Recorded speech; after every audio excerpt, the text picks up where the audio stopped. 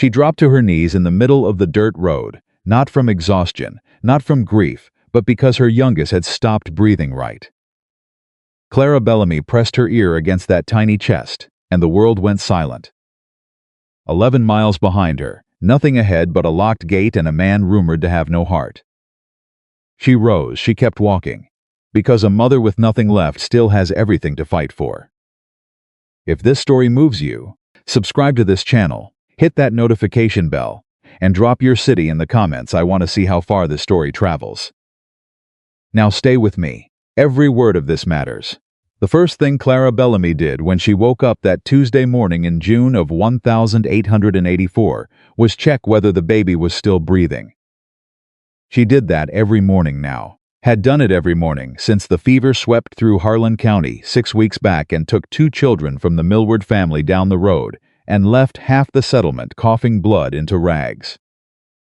She pressed 2 fingers against little Rose's neck, felt the pulse, slow and steady beneath skin that was too warm, and exhaled the breath she'd been holding since before dawn.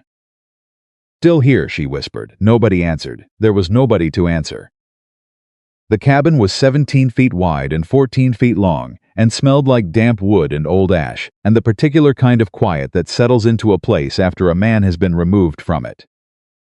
James Bellamy had been gone 4 months now, 4 months and 9 days. Clara had stopped counting after that. Counting made it worse. She sat up on the edge of the mattress, the ropes beneath it creaking with her weight, and looked at the 2 shapes curled up near the far wall. Henry, who was 7 and had his father's stubborn jaw and his mother's dark eyes, slept with his knees pulled up to his chest like he was trying to take up as little space as possible. Beside him, Maggie, who had just turned 5 and talked enough for 3 grown women in her better days, was completely still. Too still. The kind of still that came from not having eaten enough the night before. Clara rose. She moved to the stove. She opened the iron door and looked inside and already knew what she would find. Nothing, not an ember, not a scrap of wood worth burning. She closed the door. She turned around. She walked to the shelf above the wash basin where she kept the food, or rather where she kept what passed for food these days. A tin that held a cup and a half of dried corn, half a bag of flour that had gotten damp and smelled wrong, 3 strips of jerky hard enough to crack a back tooth. She stood there for a long time looking at those things. Then she walked to the corner of the cabin where James's old coat hung on a nail. She reached into the inner pocket. Her fingers found the folded piece of paper she'd been carrying for 2 weeks, unfolding and refolding until the creases were soft as cloth. She spread it open on the table. It was a notice, torn from the board outside the general store in Millhaven before they'd stopped letting her come inside. Handwritten in black ink, slightly smeared at the bottom where someone had touched it before it dried. Cook wanted. Blackthorn Ridge Ranch, must be able to work hard and keep house. Inquire with Mr. Elias Whitaker, 11 miles northeast on the Old Creek Road. She had read those words so many times she could see them when she closed her eyes. 11 miles, she looked at the window. The sun was already rising fast. The sky over the eastern ridge was going from purple to orange to the particular hot white that meant another scorching day in a summer that had been nothing but scorching days. She folded the paper and put it in her dress pocket. "Henry," her voice was quiet, firm. "Henry, get up."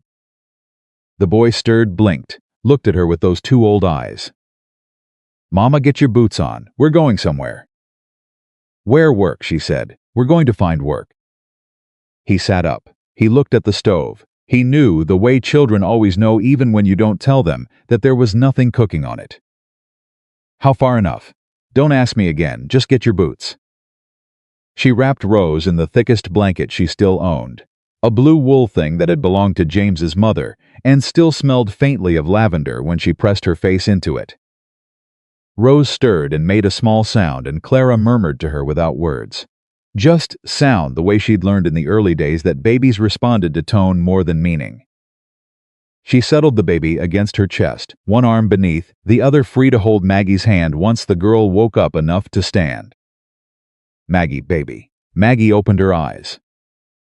She didn't ask where. She was only 5, but she had already learned that asking where didn't change the answer. They left the cabin with the door unlocked. There was nothing inside worth stealing.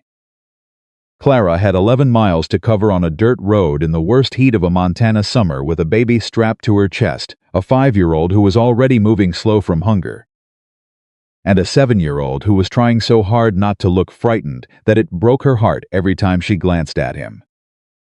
She did not allow herself to think about what would happen if Elias Whitaker said no. She walked.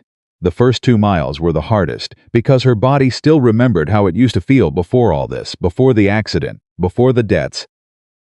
Before the morning she'd stood in the doorway of the Millhaven Savings and Trust and listened to a man with clean fingernails explain to her that her husband's debts had eaten through everything and she would need to vacate the property within 30 days. "You understand, Mrs. Bellamy," he'd said, with the particular practiced sympathy of a man who had said the same words dozens of times. "This isn't personal." She had looked at him for a long moment. "No," she had said. "I don't suppose it is," she hadn't cried.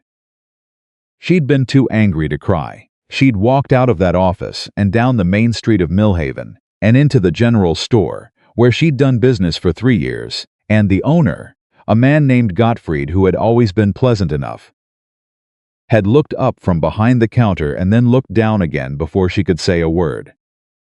"Mrs. Bellamy," he'd said carefully, "I'm sorry for your loss. But your account is some considerable way past due, and I've been advised." "By whom?" "I've been advised that I should not extend further credit." She'd looked at the shelves. She'd looked at the flour and the beans, and the salt pork, and the canned peaches, and the small things her children needed to keep living.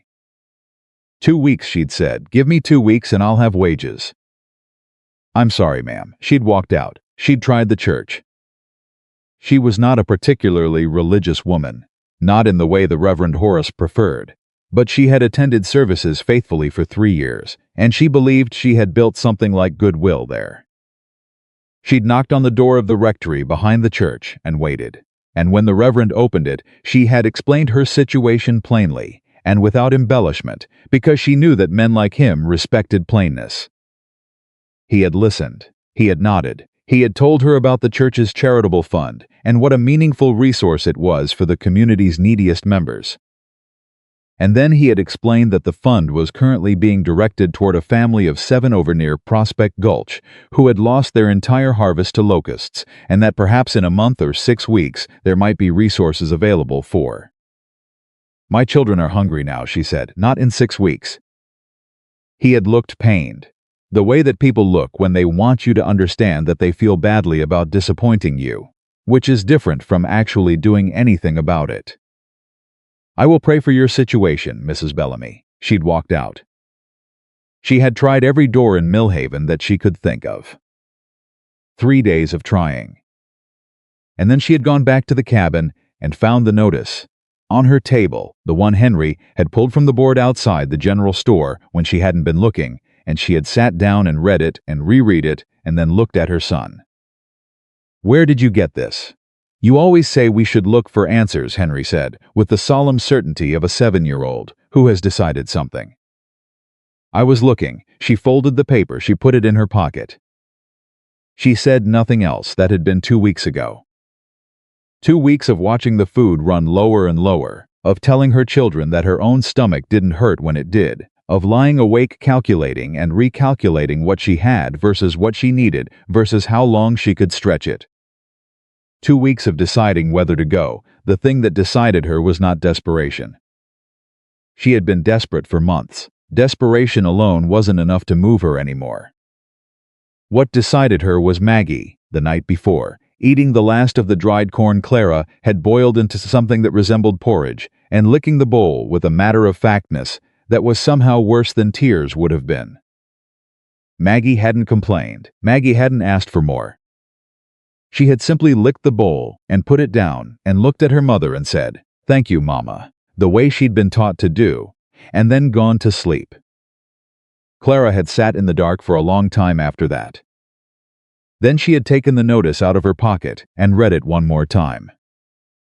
11 miles northeast on the Old Creek Road. By the time they'd walked 3 miles, the heat was already punishing.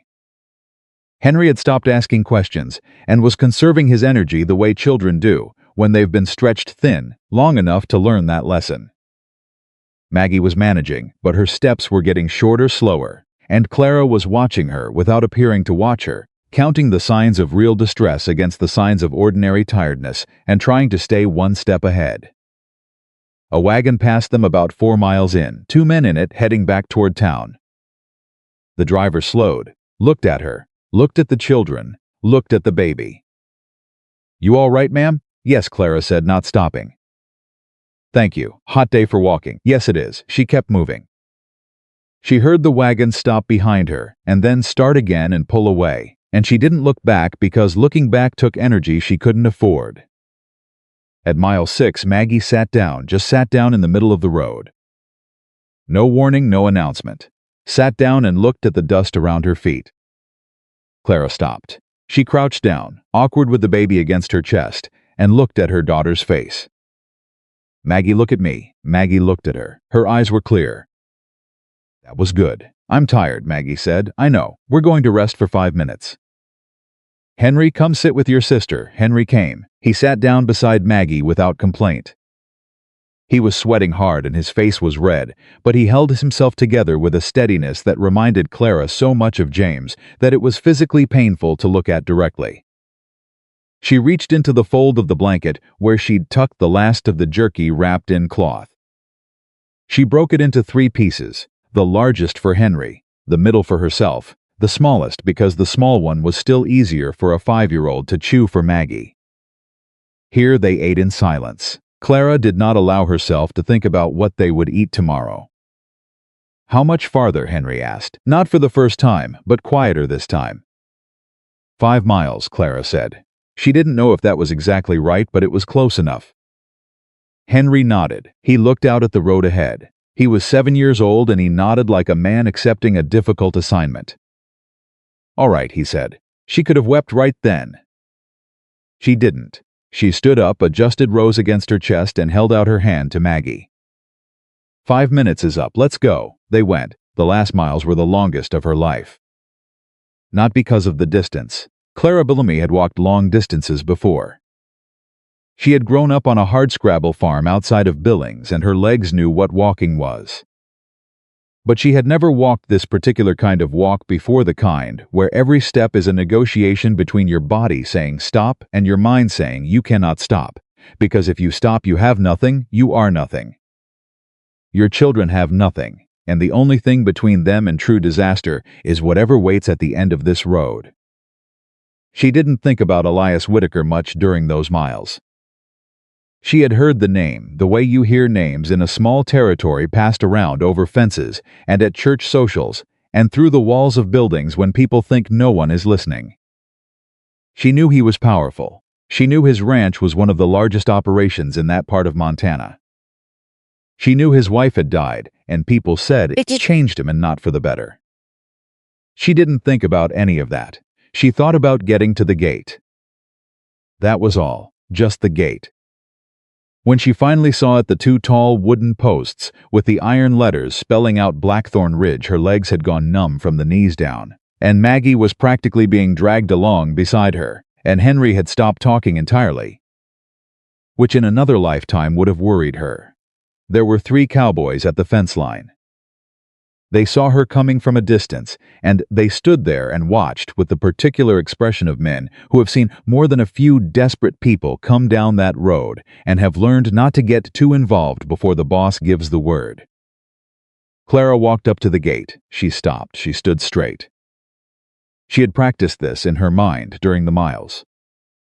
She knew how she must look to them, a large, tired woman, with a baby strapped to her chest and 2 exhausted children at her sides and 11 miles of Montana summer on every inch of her. She knew they were looking at that. She knew they were already forming opinions. She let them look. "I need to speak to Mr. Whitaker," she said. Her voice came out steady. She had worked for that. "I understand he has a position open." The cowboys exchanged a look.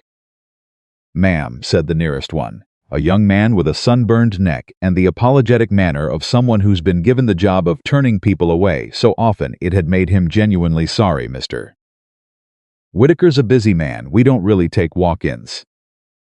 I understand he has a position open for a cook, Clara said again as if he hadn't spoken.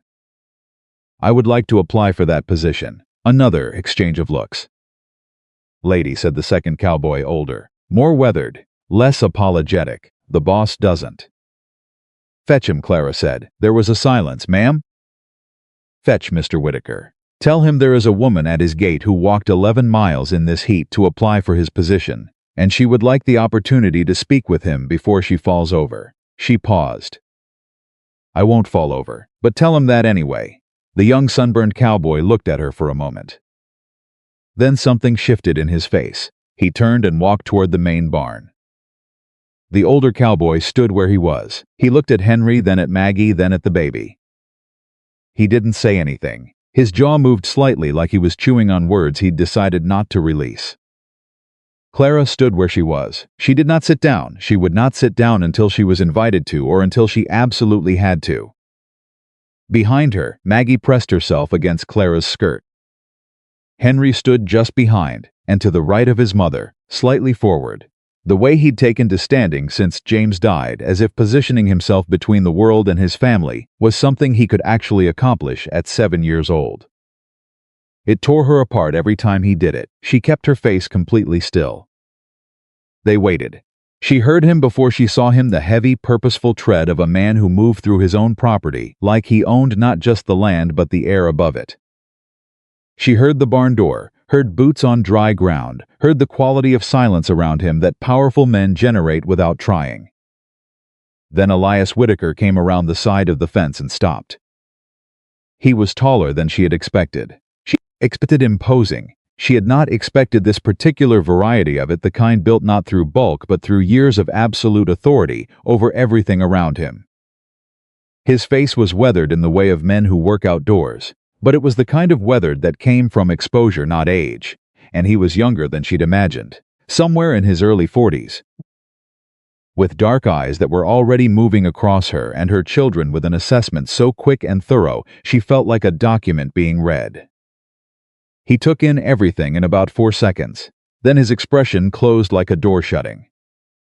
The notice asked for a cook, he said. His voice was flat and deep and entirely without welcome. Not a family, then hire my hands, Clara said, not my circumstances. His eyes moved to her face. She held his gaze. She was very good at holding gazes. James used to say she could outstare a stone wall, and she'd told him that was how she'd survived being married to a man who thought every disagreement was a debate he could win by raising his voice. What's your name? Whitaker said. Not a question, exactly. More like a demand for information, Clara Bellamy. My husband was James Bellamy out of Harlan County. He died 4 months ago after a ranch accident. His debts took the farm. I have applied for work at every establishment in Millhaven and have been refused. I have here, she reached into her pocket and produced a folded page, a reference from Mrs. Eleanor Hatch, who hired me as a cook for her boarding house 2 years ago and can speak to the quality of my work, and from Reverend Horace of the First Methodist Church, who can confirm my character, whatever his other limitations. Whitaker hadn't moved. He looked at the paper she was holding out, then looked at her. You walked 11 miles, he said. Yes, in this heat. The heat didn't consult me on its timing. Something moved across his face. So fast she almost missed it. Not quite a reaction. Almost one. I have 3 cowboys who can cook well enough, he said. I have no doubt of that, Clara said. I can cook better. I can keep a clean house, manage a kitchen, and preserve through winter with what most people would consider nothing. I can work from before dawn until after dark without complaint. I do not require more than fair wages and a place for my children that is dry and safe. She paused. I am also aware that what I'm asking you to take on is not only a cook. I understand that. I am not pretending otherwise. My children will not interfere with your operation. They are well behaved and they understand hard work. But they stay with me. That is not a negotiable point. The last sentence she said quietly, without aggression, which somehow made it land harder than if she'd raised her voice. Elias Whitaker looked at her children again. Henry, who had heard every word, stood with his back straight and his chin level in a deliberate imitation of his mother's posture. Maggie had her face pressed against Clara's skirt, but one eye was visible, watching the tall man with the wariness of a child who has been to too many doors in the past month to expect them to open. Rose was asleep. The oldest cowboy, the weathered one who'd been standing nearby the whole time, later told the others that he'd seen the boss's expression change in that moment, and that he'd been working for Elias Whitaker for 9 years, and he could count on one hand the number of times he'd seen that particular thing happen. Whitaker looked at the baby, then he looked at Clara. "There's a cabin behind the kitchen," he said. "The stove in it works. There's a pump around the back that runs clean." She waited. "The position pays $8 a month, meals from the kitchen. Firewood in season." She waited. "The work starts before dawn," he said. "I don't run a slow kitchen." "Neither do I," she said. Another long pause, longer than the others. "Get them out of the sun," he said, and turned and walked back toward the barn. The young cowboy appeared at her elbow. "Ma'am, I'll show you to the cabin." She followed him. She held Maggie's hand. She kept her face entirely still. Inside her chest something was shaking, not fear. Not relief, exactly. Something more complicated than either of those things.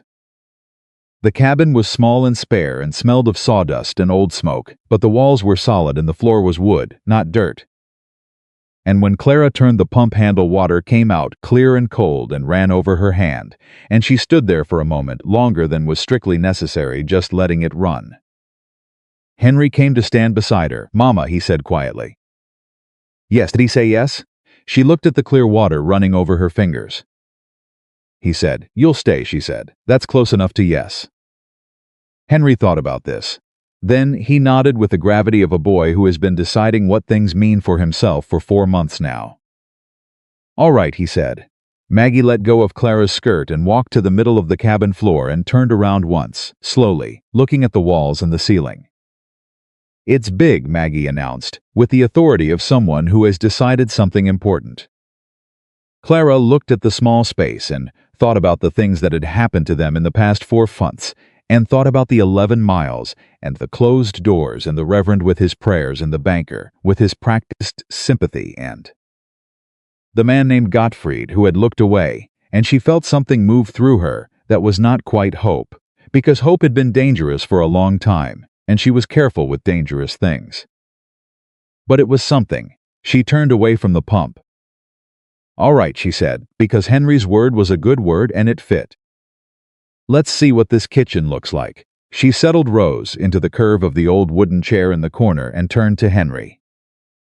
"I need you to stay with your sisters while I go to the kitchen and find out what I'm working with. Can you do that?" "Yes, ma'am, you're a good boy, Henry." He looked at the floor, the way he always did when she said that, because James used to say it too. "I know," he said, which had been James's answer as well. She went to find the kitchen. What she found was a man named Calvin Mercer, who everyone called Red, who was standing at the stove stirring something brown and shapeless in a pot the size of a small bathtub. He was a broad-shouldered man in his late 30s, with a full red beard that had caught something that looked like bean residue. And he turned when she came in and looked at her with the frank appraisal of a man who does not consider concealing his opinions to be a social obligation. "You the new cook?" "I am," Clara said. He looked at her the way the others had looked, taking in her size, her worn dress, the evidence of the morning in every detail of her appearance. "You come in with children." "I did. This isn't a charity house." "I'm aware of that," Clara said. "I'm not here for charity. I'm here to work." He stirred the brown shapeless thing in the pot. "Can you cook?" Clara looked at the pot. She looked at the shelves around the kitchen, doing a rapid inventory that took about 15 seconds. "What is that?" she asked, nodding at the pot. "Bean stew." "When did you start it?" He scratched his beard. "This morning." "Maybe yesterday morning." "One of those. What did you put in it?" "Beans, water," slowly. "Do you have onions?" "Somewhere. Salt pork, back of the larder, dried herbs, pepper, anything?" He gestured vaguely. Clara walked past him to the larder and opened it and looked at what was there. It was not an empty larder. It was not even a poorly stocked larder. It was simply a larder organized by someone who had been focused on survival rather than flavor. She saw what she needed. She looked at the clock on the wall. Then at the window, then at the stove. When do the men eat supper? 6. I'll have something ready by 5:30, she said, and began moving things from the shelves. Calvin Mercer stood in the middle of the kitchen and watched her the way a man watches something he wasn't expecting and isn't sure yet whether to resent. I was managing fine, he said. I'm sure you were, she said without looking up. But Mr. Whitaker hired a cook, now he has one. She glanced at him. I don't intend to get in your way or anyone else's.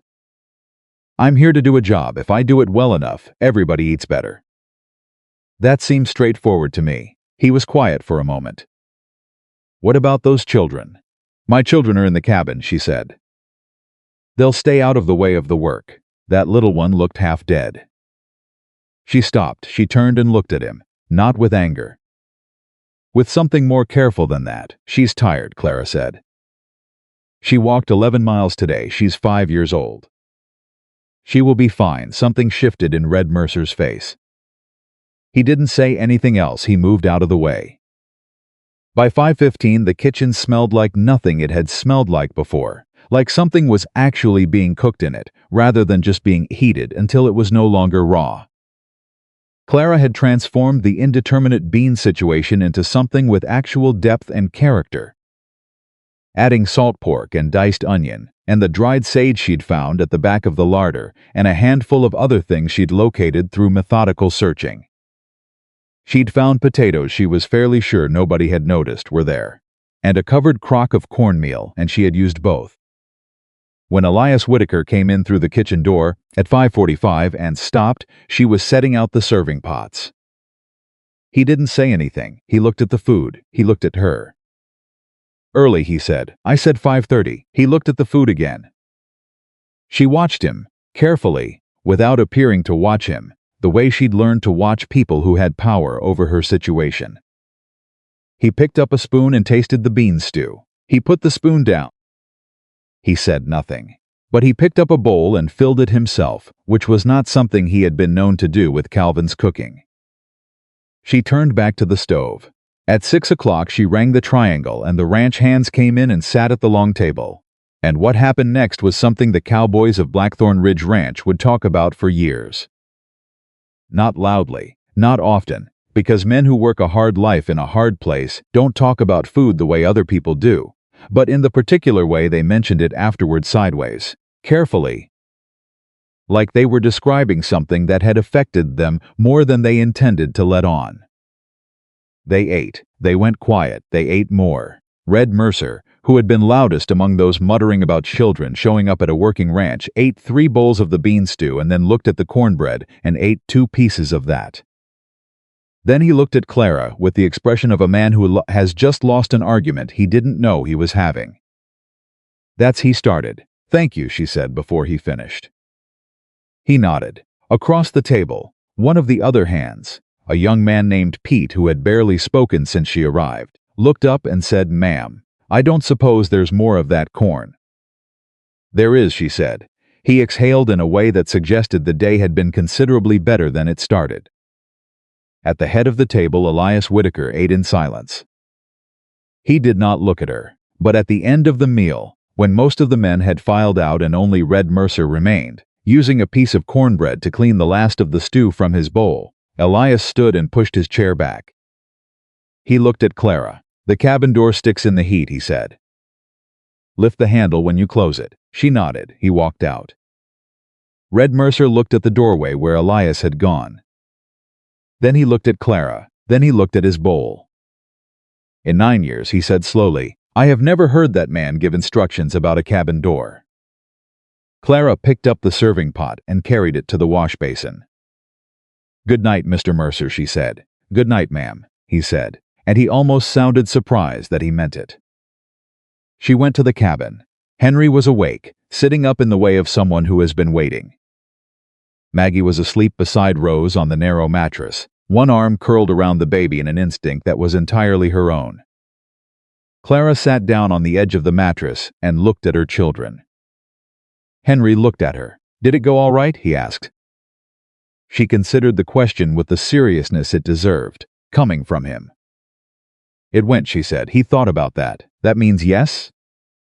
"It means we sleep here tonight," she said. "We'll figure out tomorrow." Henry looked at his sleeping sisters. He looked at the solid walls of the cabin. He looked at the stove that worked. "Okay," he said. She laid down beside him and pulled the blue wool blanket over them both and listened to the sounds of a working ranch settling into night, the horses in the paddock, the far-off sound of a coyote, the particular creak of a building that has stood long enough to have opinions about the weather, and she thought about the 11 miles, and about the doors that had been closed to her, and about a man who had looked at her children and said, "Thee." 2 words that nobody else had been willing to say. She did not yet know what those 2 words would cost her. She did not yet know what they would mean. She only knew that her children were sleeping in a dry place, with food in their stomachs and a door that stuck in the heat and a pump out back that ran clear and cold. For tonight that was enough. She closed her eyes. Outside, somewhere near the barn, she heard a door-close, deliberate quiet, the particular sound of a man who is careful about everything he does and can't entirely explain why he made the decision he made today, and is thinking about that in the silence of a warm Montana night. She fell asleep listening to it. And tomorrow would come with everything it carried, the way tomorrow always does. But it would come to a woman who had walked 11 miles and was still standing, and there was something in that, she thought, just before sleep took her, that not even the hardest summer in Montana Territory could entirely take away. The morning after Clara Bellamy arrived at Blackthorn Ridge Ranch, she was up before anyone else. Not because she was trying to prove something, because she had been waking up before dawn for so long that her body no longer knew how to do otherwise.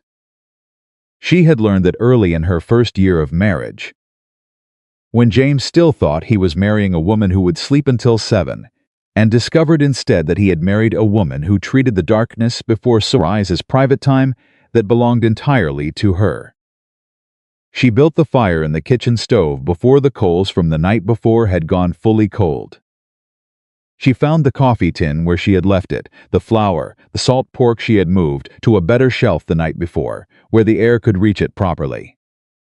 She worked the way she always worked, quietly, precisely, with the particular efficiency of someone who has spent years doing more with less and has learned that wasted motion is a luxury. At 5:30, Red Mercer came through the kitchen door and stopped. He stood in the doorway for a moment, looking at the stove, the coffee already going, the biscuits already in the pan, Clara moving between the work surfaces, with the calm of someone who had been there for years rather than one night. "You've been up a while," he said. "A while," she agreed. He came in and poured himself coffee without being invited, which told her something about how the kitchen had worked before she arrived. He leaned against the far wall and watched her for a moment with that same expression from the night before, the one she couldn't quite read, somewhere between grudging assessment and something more honest than that. "Children sleep all right?" he asked. They did. She turned the biscuits. "Henry was up at 5. I smart kid." "He is." Red drank his coffee. He was quiet in the way of men who are reconsidering something, working it through before they commit to where they land. "I want to say something to you," he said finally. Clara looked at him. "I said things yesterday," he said, "about this not being a charity house. I want you to know that I'm aware there's a difference between a place that takes in anyone who shows up and looking the other way when somebody who clearly deserves a fair chance isn't getting one." She held his gaze. "I'm not looking for sympathy, Mr. Mercer, I know that," he said. "That's why I'm saying it." She turned back to the stove. "Then I appreciate it," she said. "Now go get the other men up. Breakfast is in 20 minutes, and I don't want it sitting." He put his cup down and went, and Clara heard him in the yard calling the hands with his big outdoor voice. And she allowed herself one small private thing. She closed her eyes for just a second and breathed the smell of coffee and wood smoke and fresh biscuits in a kitchen that was, for this one small moment, entirely hers. Then she opened her eyes and got back to work. The hands came in hungry and loud and then went quiet the way they had the night before when the food hit the table and reminded them of somewhere else. somewhere further back, somewhere that smelled like this. She watched them without appearing to watch them, the young one named Pete, who ate with both elbows on the table, and looked guilty about it. The older hand named Dolores, who everyone called Dutch, for reasons nobody seemed to remember. The quiet man in the corner whose name she didn't know yet, who ate everything on his plate and never said a word to anyone. Elias Whitaker did not come to breakfast, she noticed this. She filed it away without deciding what it meant. At 8:30, Henry appeared in the kitchen doorway. He had washed his face, she noticed had done it on his own, and he was wearing his second-best shirt, which meant he had made a decision about how he wanted to present himself to whatever this day turned out to be. "Can I help?" he asked. She looked at him over her shoulder. "The dishes need doing," she said. "Can you manage the pump?" "Yes, ma'am." He came in and got to work with the serious application of a boy who has decided that usefulness is the best currency he has right now. And she watched him for a moment and felt the thing move through her that she always felt when she watched her children adapt to hard circumstances, that particular mixture of pride and grief that had no clean name. Maggie appeared 20 minutes later, holding Rose on her hip with the practiced confidence of a 5-year-old who had been carrying her baby sister since Rose could be carried. "She's hungry," Maggie announced. "I know." Clara had already prepared the soft mashed food that Rose could manage. She took the baby and sat down on the bench near the stove and fed her while keeping one eye on the bread she had rising near the warm side of the stove. It was during this, Clara sitting with the baby, Henry working the dishes, Maggie standing on her toes trying to see what was on the high shelf, that Elias Whitaker came through the kitchen door.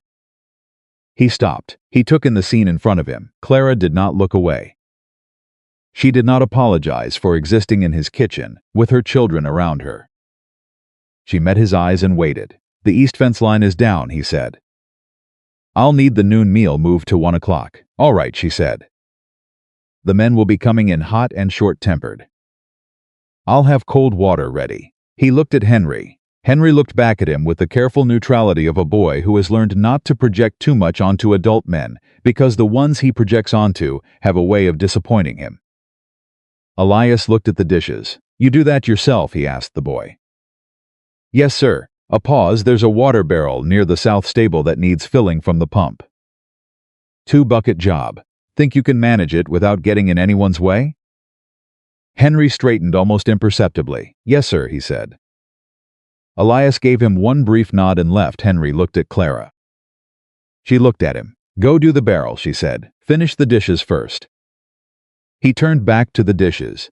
But there was something different in his shoulders now, and Clara saw it and tucked it away in the same place.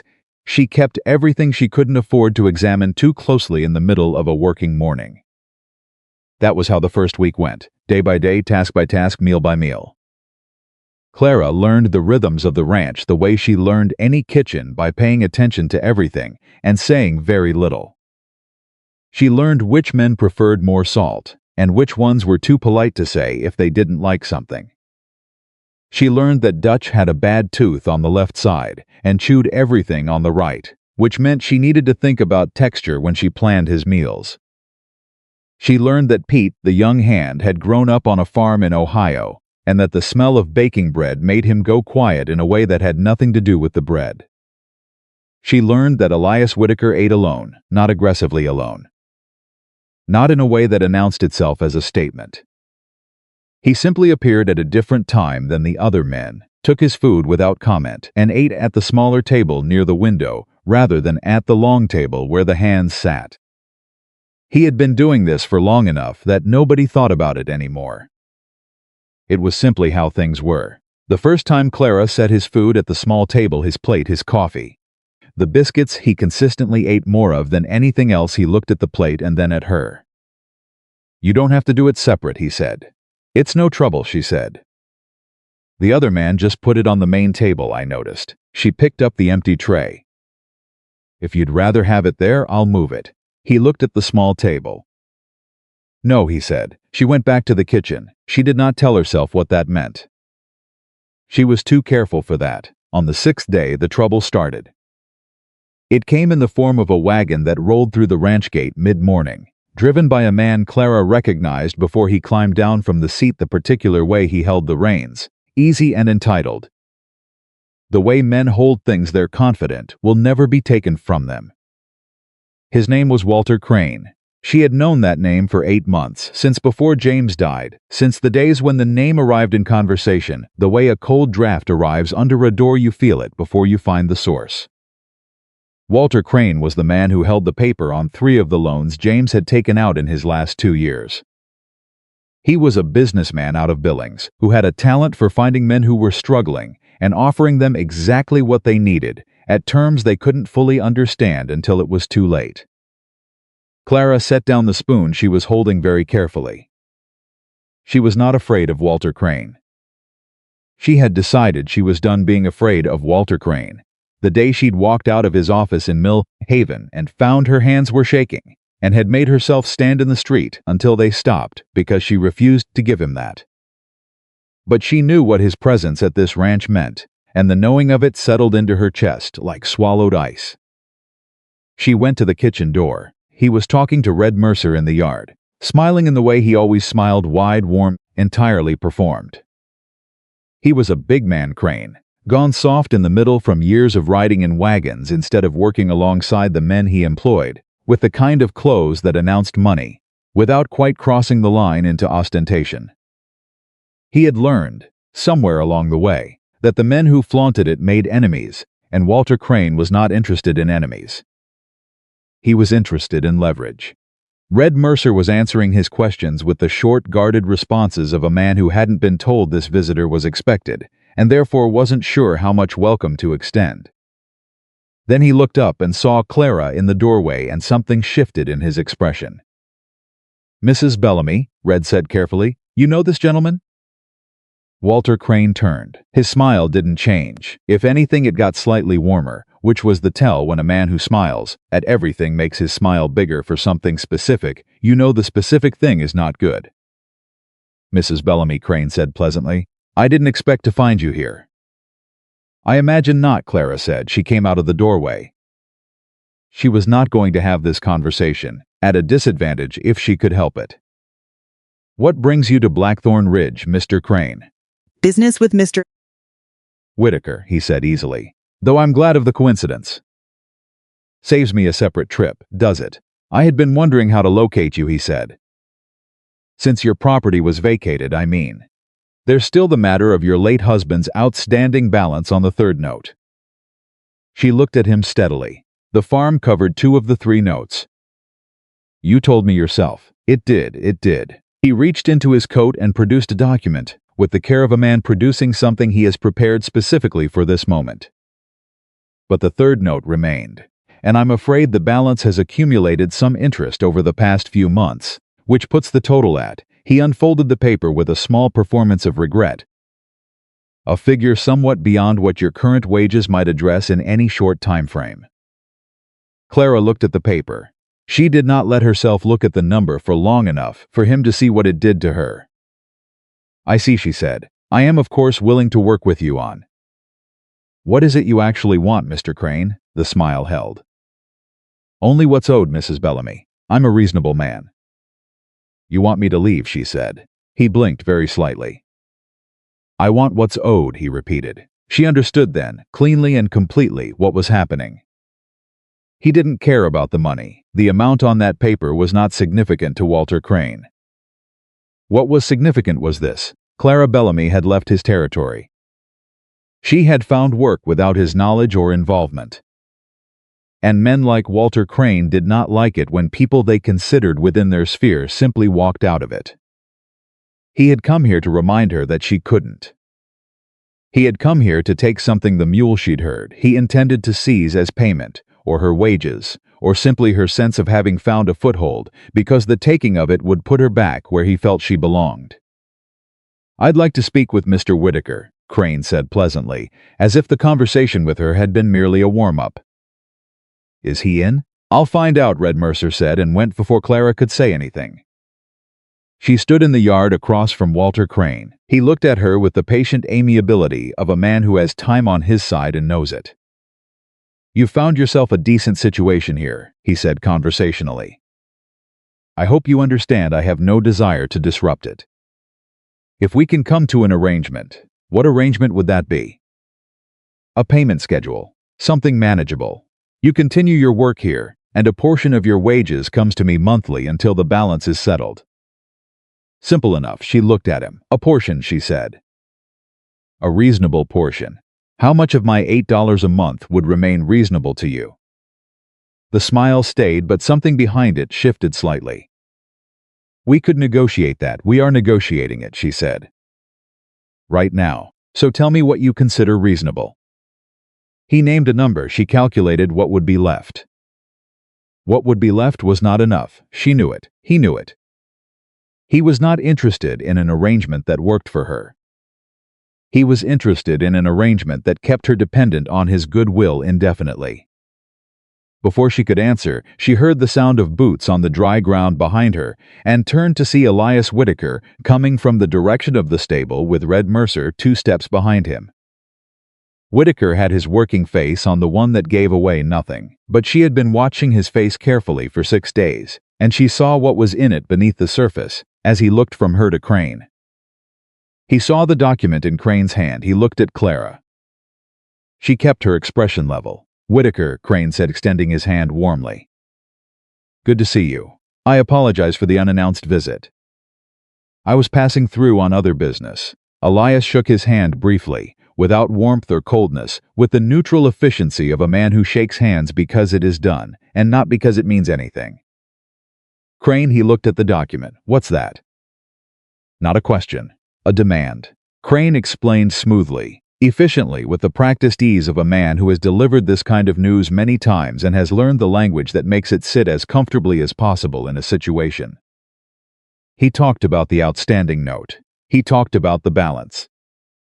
He talked about his desire to come to a workable arrangement. He talked for a long time. Elias Whitaker stood very still and listened to all of it. Then he held out his hand. Crane hesitated 1/2 second, the only visible sign that this was not how he had expected the conversation to go, and gave him the document. Whitaker read it, not quickly. He read it the way he did everything, with the thoroughness of a man who does not make decisions based on what he's been told something says, but on what it actually says. Clara watched his eyes move across the page and watched his face not change, and thought that if she ever found herself on the opposite side of a negotiation from Elias Whitaker, she would not enjoy the experience. He lowered the paper. He looked at Crane. The rate of interest on this is not legal, he said. A pause. It's not within anything, Elias said with a flatness that was more effective than anger would have been. The note was written at a rate that crosses the statutory limit by enough that any judge in Montana Territory would rule it void. You know that. Crane's smile was still present, but it had gone from warm to careful. There's certainly room for interpretation. There isn't, Elias said. He handed the document back. The legal portion of the debt I'll pay. Today in full, the silence that followed was complete. Even the wind seemed to stop. That's Crane started. Generous, Elias said, with a tone that made the word mean something entirely different. Yes, let me get the money. He turned and walked back toward the house. Crane stood holding his document. He looked at Clara. She looked back at him. She did not let her face do anything at all. Red Mercer, who had been standing off to one side with the expression of a man watching something he will be describing to other people for the next 10 years, made a small sound that was not quite a word. Crane said carefully, "He doesn't have to do that." No, Clara agreed. He doesn't.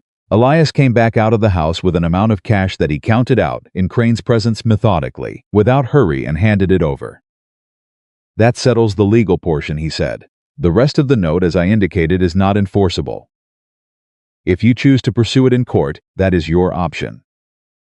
He held Crane's eyes when he said this. Walter Crane was a man who was very good at reading situations. He read this one quickly and accurately. He took the money. He folded it into his coat. A pleasure, he said, with the tone of a man who does not mean it but is too smart to say so.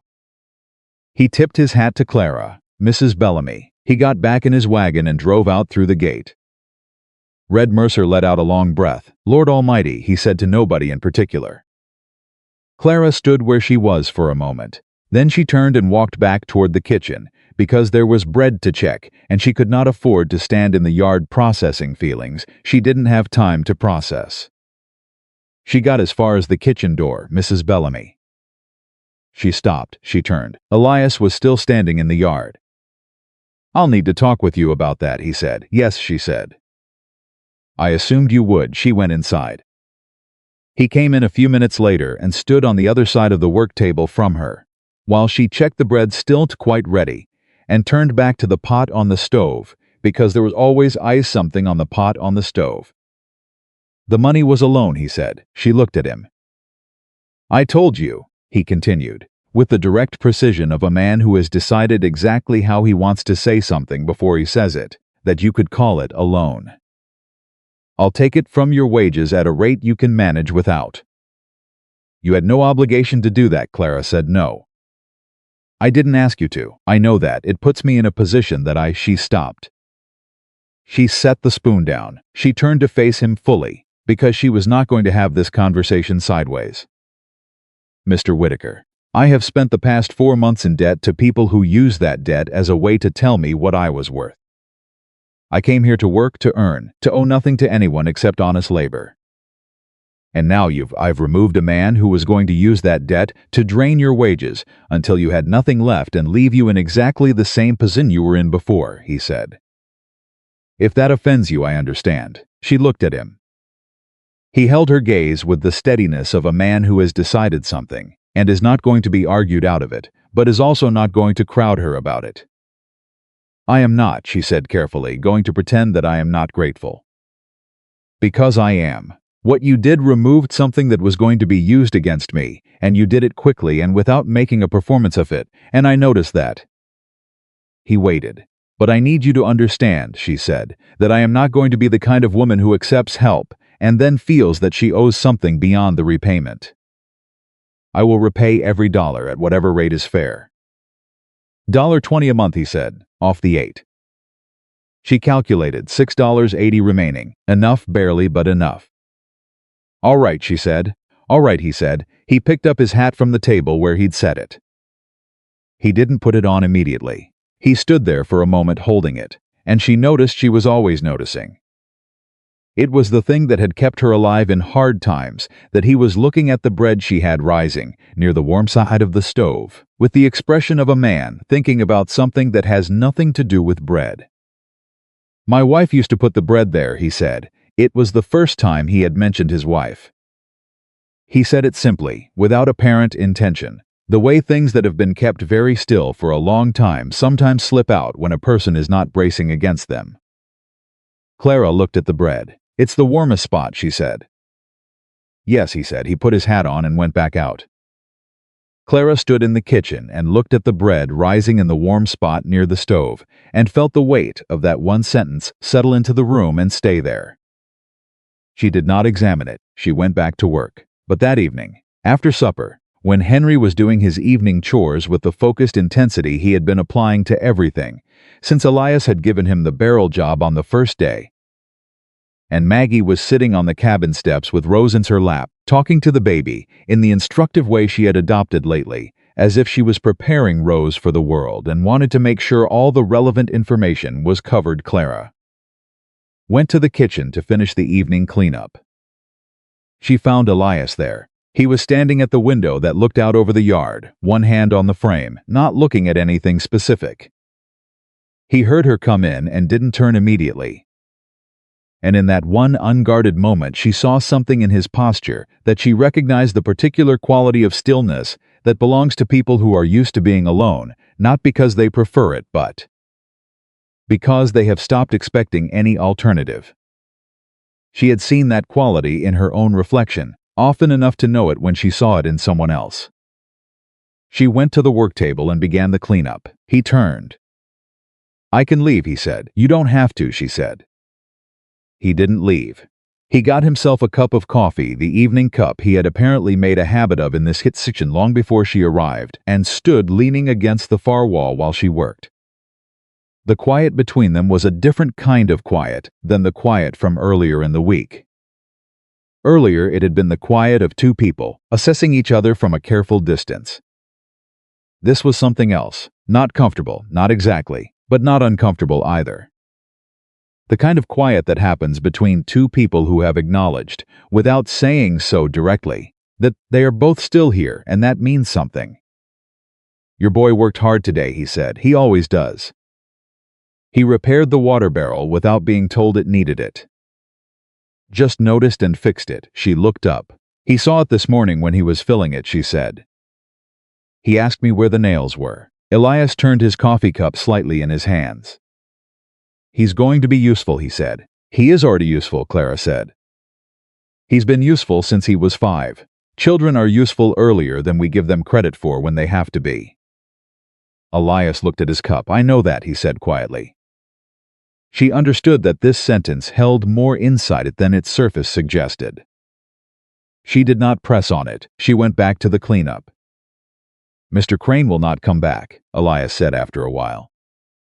"Men like that only have power if you don't know what they're doing. Once you name it, they move on to someone who doesn't." "I know what he was doing," Clara said. "I knew it the moment I saw him in the yard." "I know you did." She looked at him. He met her eyes with the directness she had come to understand was simply how he was not aggressive, not challenging, just straight. "You were angry that I paid it," he said. "Yes, because it felt like someone deciding you needed rescuing." "Because it felt exactly like that," she said. He nodded slowly. "That wasn't the intention," he said.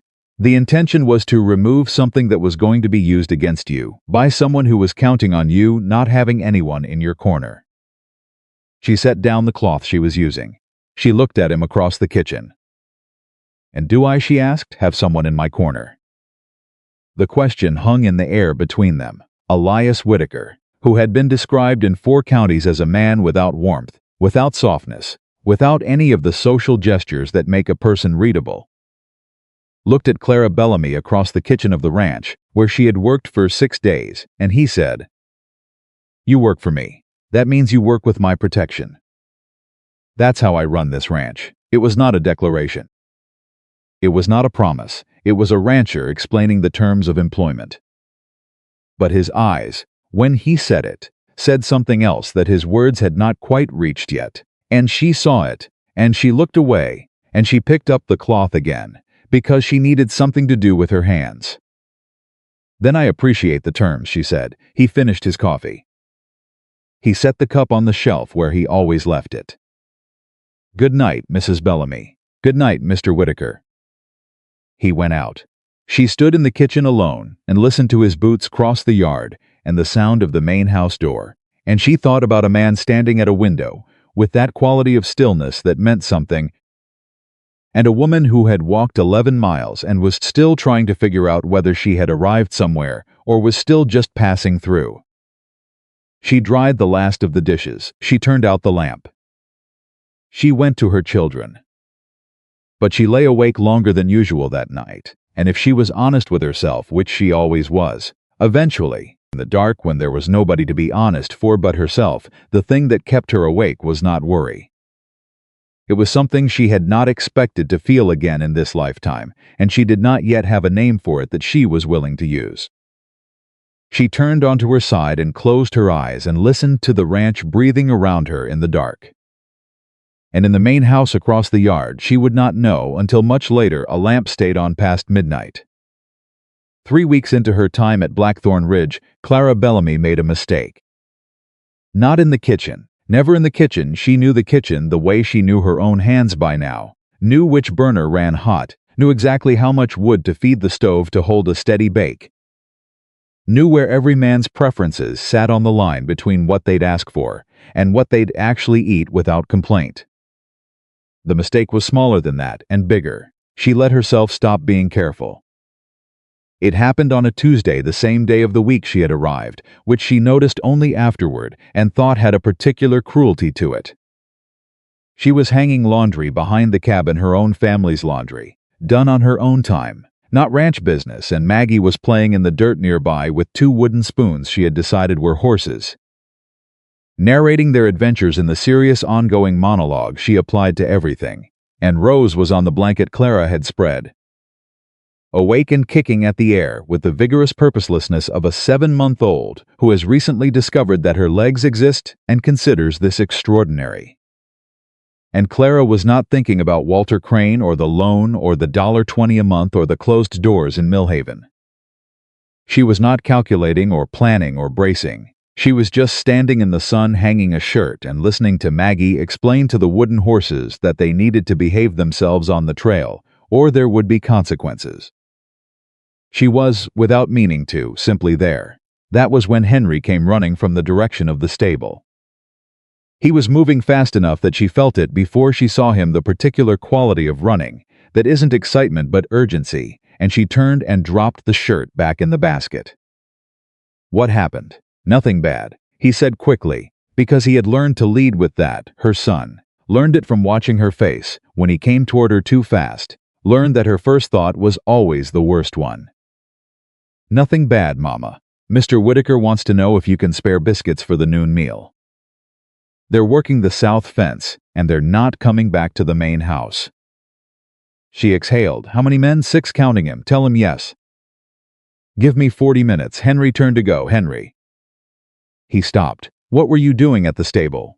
The pause was just long enough to be informative. Mr. Whitaker was showing me how to check a horse's shoes, he said. To know if they need a farrier. Clara looked at her son.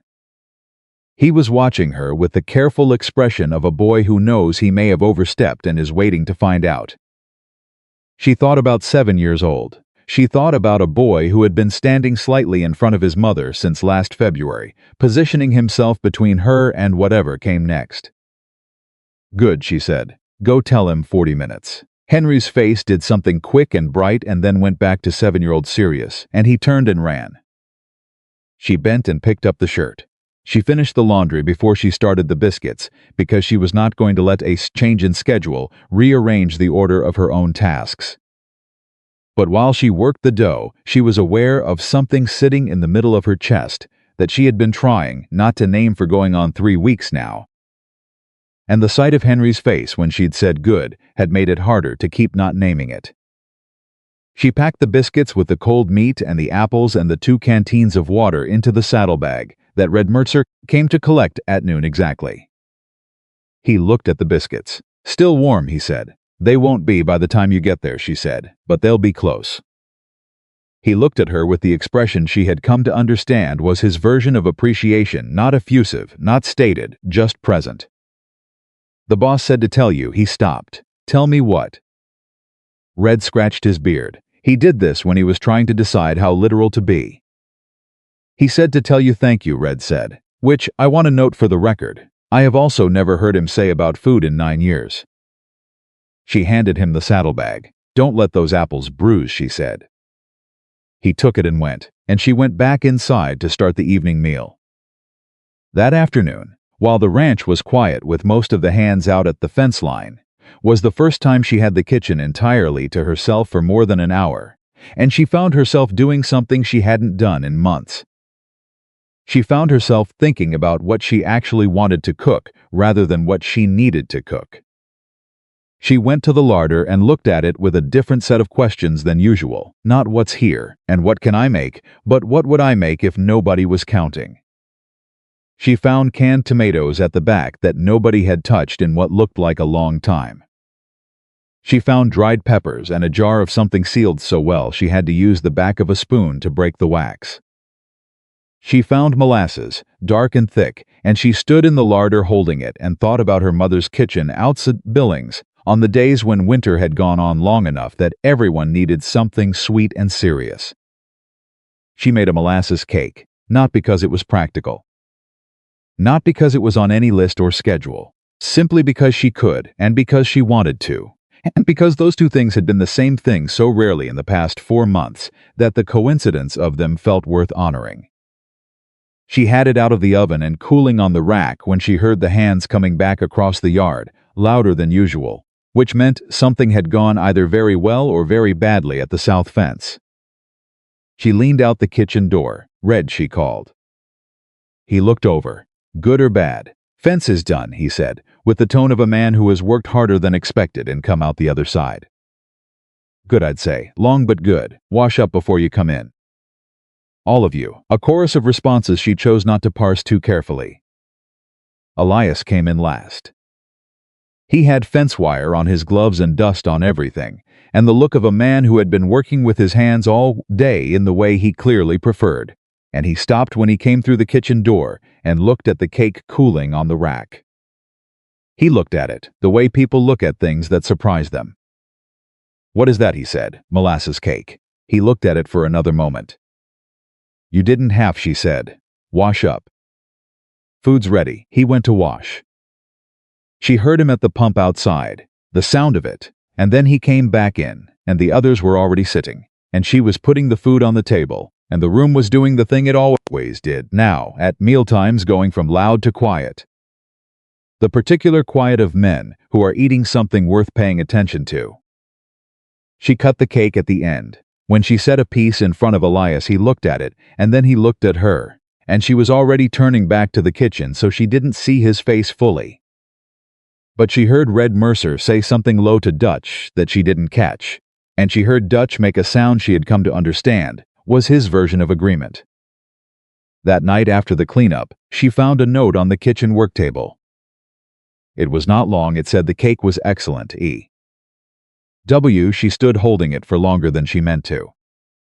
Then she put it in her apron pocket and went to her children. The following week arrived with the kind of shift in weather that Montana delivered without warning. 3 days of rain so steady and cold, it felt like the sky had changed its mind about summer.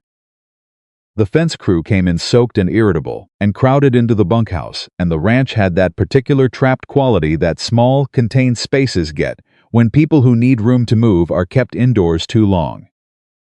That was when the trouble with Roy Acker started.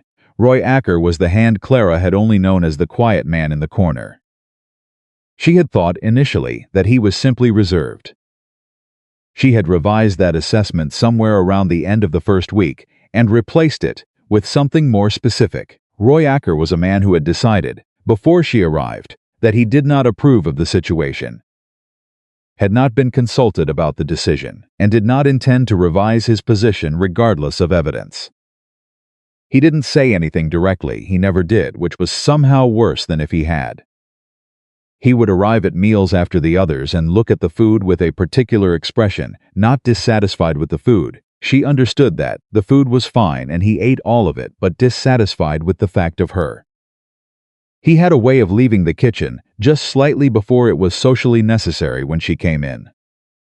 He had a way of looking at her children that made Clara feel the way a dog's ears go flat before a storm. On the second day of rain, he said something. It was not said to her directly. It was said to Pete, the young hand from Ohio, in the bunkhouse corridor, while Clara was passing the window on her way to the kitchen. Whether Roy Acker knew she could hear him, she could not determine with certainty.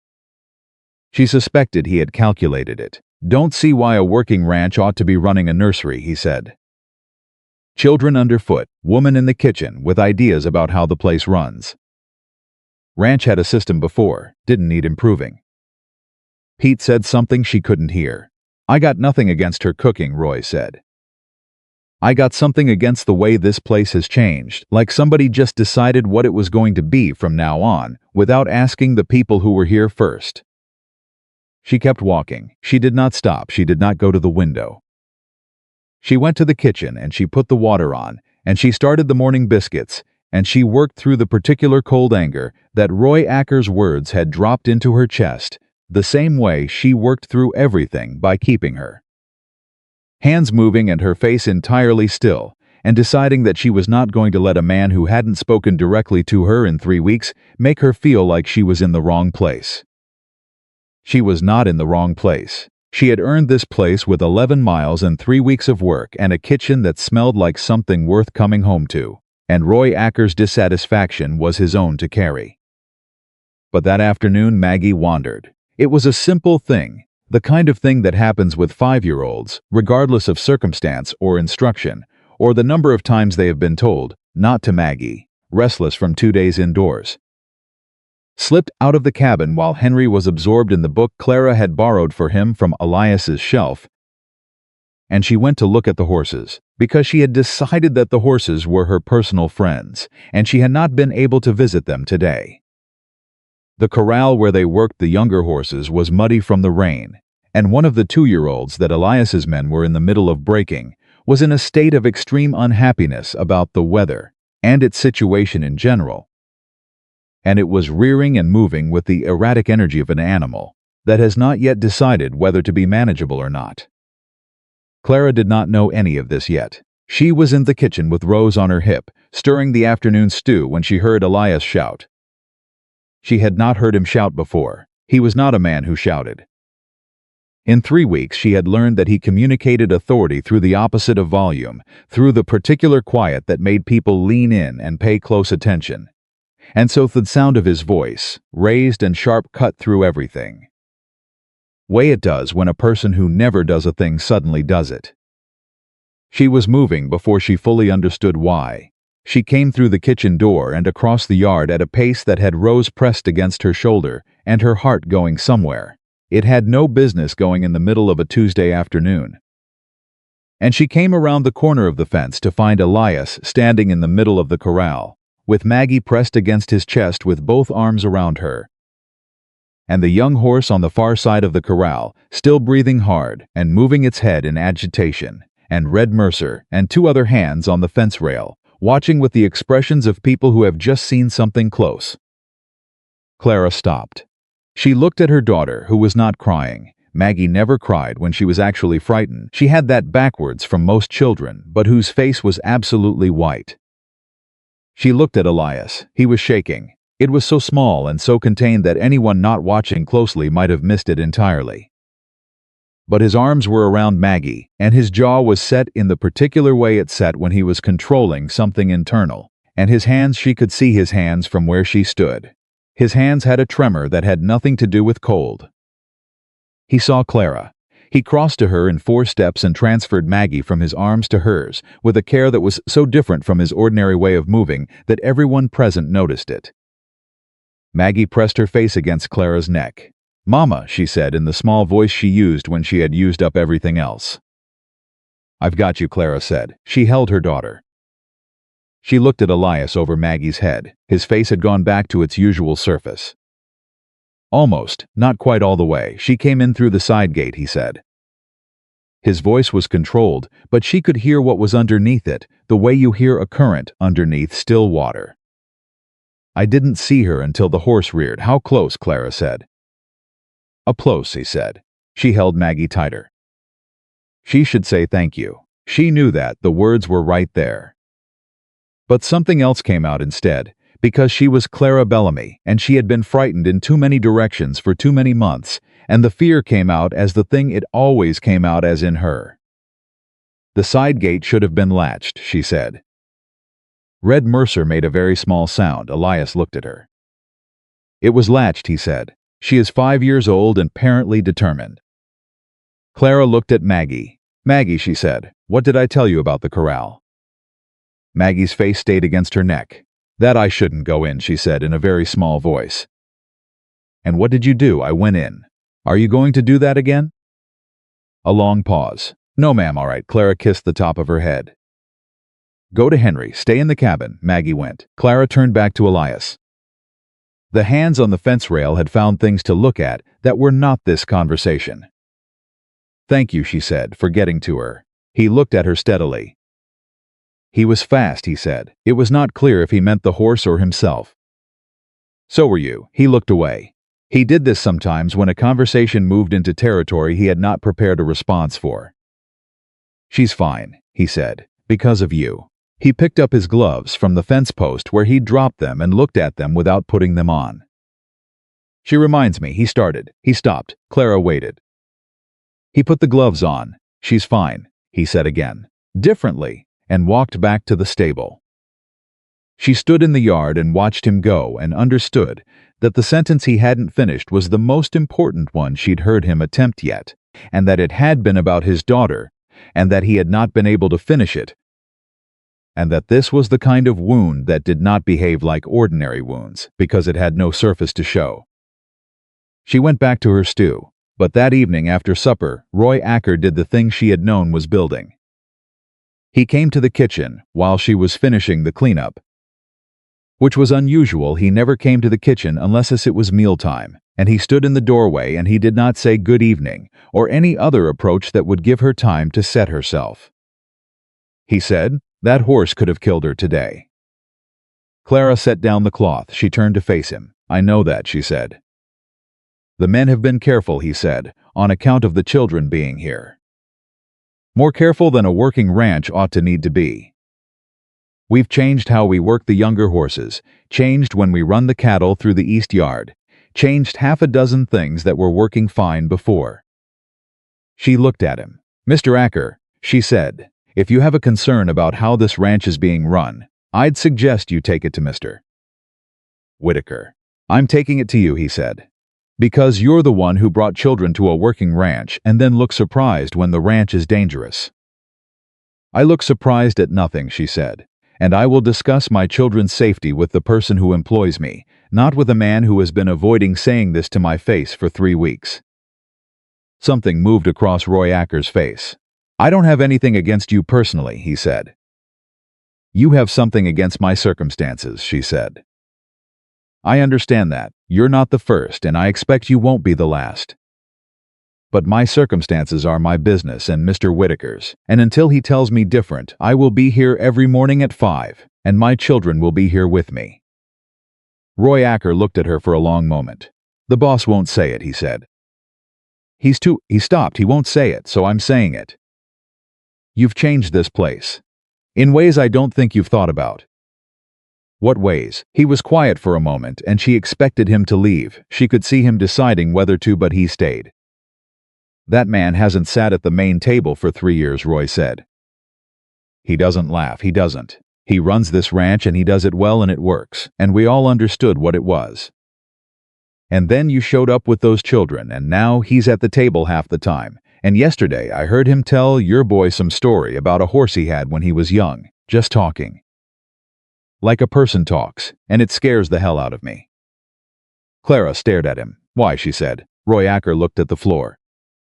"Because I like him," he said quietly, and without apparent comfort with the admission. "I've worked for him 7 years and I like him, and I don't want to watch him get hurt again. That's why." The silence that followed was completely different from the silence she had expected from this conversation. She looked at Roy Acker. She looked at the man she had categorized and was now being asked to recategorize. "Mr. Acker," she said slowly, "I have no intention of hurting anyone on this ranch, including its owner. Intentions," Roy said, "have nothing to do with how it ends up." He turned and walked out. She stood in the kitchen alone. She pressed her hands flat on the work table and looked at the grain of the wood and thought about Roy Acker, loving the man he worked, for enough to come to this kitchen and say something that made him look weak. And she thought about what he'd said, that Elias was talking like a person talks, and she thought about the lamplight staying on past midnight in the main house. She thought about a sentence that ended before it got to the word daughter. She thought about a man holding her 5-year-old in a muddy corral with shaking hands. She pushed away from the table. She went to the main house. She had never knocked on the main house door. She stood in front of it for a moment and was aware that this was a line she had not crossed in 3 weeks and was about to cross now, and that once crossed it would be different. She knocked. A pause. "Come in." She opened the door. He was at the desk in the front room, papers in front of him, a lamp on, the coffee cup she recognized from the kitchen. She had wondered where it went at the end of each day on the corner of the desk. He looked up. His expression shifted through several things quickly. "Mrs. Bellamy, I wanted to check on you," she said. The statement sat there between them, simple and unprecedented. He set down the pen. "I'm fine," he said. "You were shaking," she said. "After the corral. You were shaking and you walked away before I could." She stopped. "I wanted to say thank you properly." He was very still. "I already told you. You told me she was fine," Clara said. "I know she's fine. I want to know how you are." The room was quiet. Elias Whitaker looked at the woman standing in the doorway of his front room with the particular expression of a man who has been asked a question that he does not have a ready answer for because nobody has asked him this specific question in a very long time. "I am fine," he said again, more carefully this time, like he was checking whether it was true as he said it. When the horse reared, Clara said, "What did you see?" He picked up the pen. He set it down. "Mrs. Bellamy." "Clara," she said. "Please." He looked at her. "Clara," he said, and the word came out differently than she expected, like he was trying the weight of it. "What did you see?" she said again quietly, a very long silence.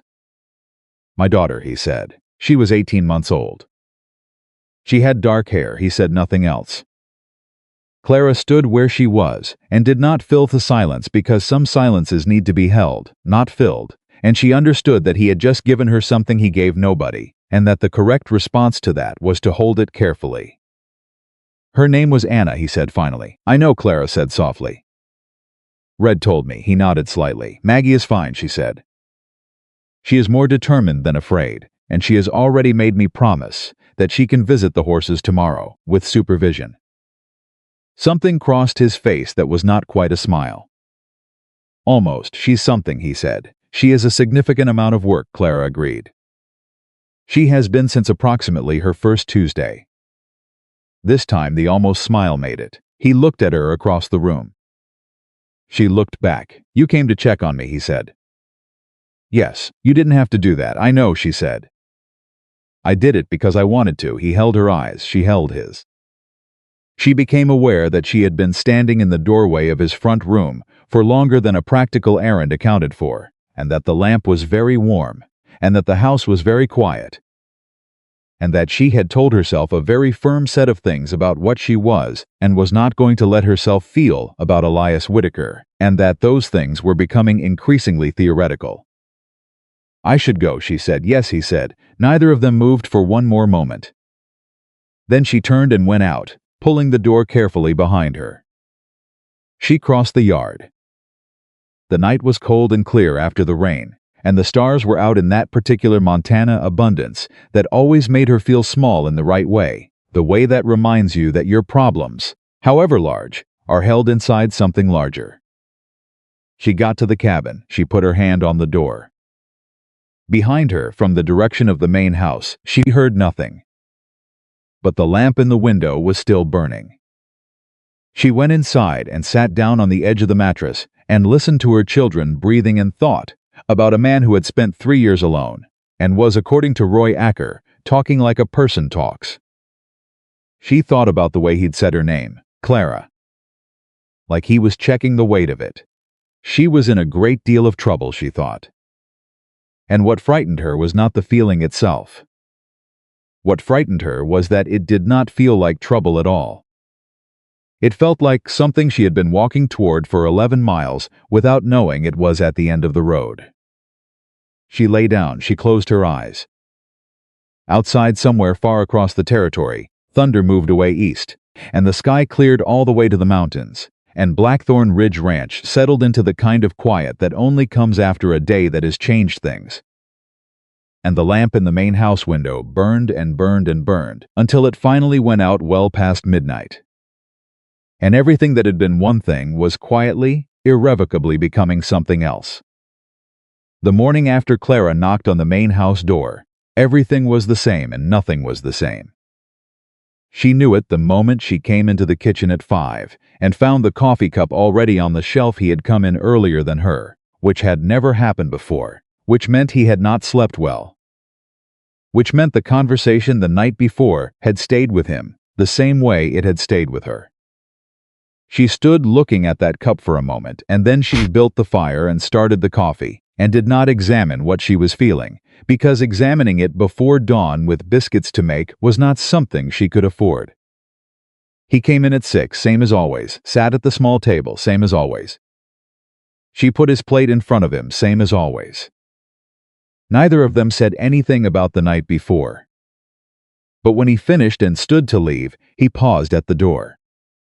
"Your daughter is looking at the horses from the fence rail," he said. "The east side, not the corral. I'll get her. She's fine where she is," he said. "Pete's with her. He's been telling her the names of all of them. She's been telling him they're wrong. Clara stopped. What? She's renamed them, all 6 she can see from the rail. I don't know where she got the names, but they are. He paused. Not what we've been calling them. What names? The gray mare is apparently Duchess. The 2-year-old that reared yesterday is now Captain Stomps. Clara stood completely still for 3 seconds. Then something happened in her chest that she hadn't expected, something light and sudden, and she laughed. Not a polite laugh. A real one, the kind that comes up before you can decide whether to allow it. She pressed her hand over her mouth. Elias looked at her. It was the first time she had laughed in front of him. She could see him registering it, not uncomfortably, but with the expression of a man who has seen something he wants to keep looking at and is trying not to be obvious about it. Captain Stomp, she said again. Pete has agreed to use the name, he said. The horse doesn't seem to object, she shook her head. She was still smiling and trying to find the edges of it. He watched her for one moment more than was strictly necessary. Then he put his hat on and went out. She turned back to the stove. She put her hands on the warm iron of it and stood there for a moment, and the smile was still there, and she let it stay because there was nobody in the kitchen to see it, and she was too tired of denying herself small things to deny herself this one. It was the first morning in longer than she could clearly remember that she had started the day this way. She thought it was probably dangerous. She made the biscuits anyway. The change happened slowly, the way changes that matter always do, not in a single moment, but in an accumulation of small ones, each individually too ordinary to seem significant, and all of them together rearranging something fundamental. She noticed it first in the evenings. Elias had taken to finishing his day's work at the desk in the front room, but somewhere in the week after the corral incident he began bringing the paperwork to the kitchen table instead. Spreading it out on the end she wasn't using while she finished the cleanup and then the preparations for the next morning. He didn't explain this. He simply arrived with the papers one night and sat down and worked, and she worked, and the kitchen held them both in the particular way a room does when 2 people have decided, without negotiating it, that they are comfortable enough with each other's presence to simply be in the same space. Henry noticed. Children noticed everything, especially children who had spent months paying extremely close attention to the adults around them as a survival mechanism. He came to Clara one morning while she was at the stove and stood beside her in the way he had of positioning himself close enough to talk quietly. Is Mr. Whitaker going to be here always? He asked. Clara turned the bacon. He lives here, she said carefully. So yes. Henry paused, selecting his words with the seriousness he brought to things he had been thinking about for a while. Is he going to stay being like this? Like what? Like how he is now with us, she looked at her son. 7 years old. Already a person she needed to think carefully before answering. I don't know, she said, which was honest. Henry looked at the table where the paperwork was still spread from the night before. I hope so, he said simply. He showed me how the accounts work. The columns and what they mean. He said it was useful to know. Clara looked at the papers. She looked at her son. Did you understand it? Some of it, Henry said, with the particular honesty of someone who has not fully grasped something but intends to. He said we could go over it again tonight if there was time. She turned back to the stove. Then I expect there will be time, she said. Henry went about his morning tasks, and Clara stood at the stove thinking about a man who had decided that a 7-year-old boy needed to understand how accounts worked, and who had made space in his evening for the teaching of it. And she thought about James and the way James had loved Henry and the particular ache that came with watching someone else be good to her son, because it was both a gift and a reminder at the same time, and she never quite knew which feeling to put forward. She settled it, as she always settled things, by doing the next task in front of her. The boots appeared on a Thursday. She found them outside the cabin door in the morning, a pair of women's boots. Good leather, clearly new, her size are very close to it. There was no note. There was nothing to indicate where they had come from except that they were there, and they hadn't been there the night before. And there was only one person on this ranch who would do something like that and say nothing about it. She picked them up, she turned them over, She looked at the quality of the leather, the stitching, the care with which they had been selected by someone who had looked at her worn boots and calculated her size from looking and gone to the trouble of the trip to wherever good boots were sold in this part of Montana, and said nothing and left them like they had simply appeared. She sat down on the cabin step. She held the boots in her lap. She felt something pressing at the back of her eyes, and she pressed back against it because she was not going to cry about boots. She was not that woman. She had not been that woman through any of the past 4 months, and she was not going to become her now, over leather and stitching however well done. But her hands would not stop touching the quality of the leather. She wore them to breakfast. He was at the small table when she came in. He looked up when she came through the door. His eyes went to her feet, then came back to her face. She set his plate in front of him. "Thank you," she said. "For the boots." He looked at his coffee. "They were needed," he said. "They were," she said. "That's not why I'm thanking you." He looked up. She held his eyes. "I'm thanking you," she said quietly, "because you did it without making it into something I had to respond to. You just did it. And that's..." She stopped. "Thank you." He said nothing for a moment. "You're welcome," he said finally, and the 2 words came out with a weight and a care that made them mean considerably more than 2 words usually did. She went back to the stove. Neither of them said anything else. But across the kitchen, Red Mercer, who had come in silently during this exchange and was standing near the door with his coffee cup, and the expression of a man who has just witnessed something he was not meant to see and is trying to decide whether to announce his presence or stand very still, chose to stand very still. He did not say anything to anyone about what he had seen.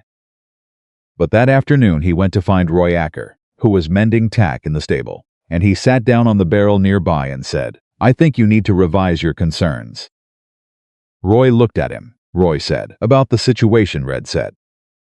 "About whether she's good for him." Roy went back to the tack. "I'll revise my concerns," Roy said, "when I've seen it run long enough to know."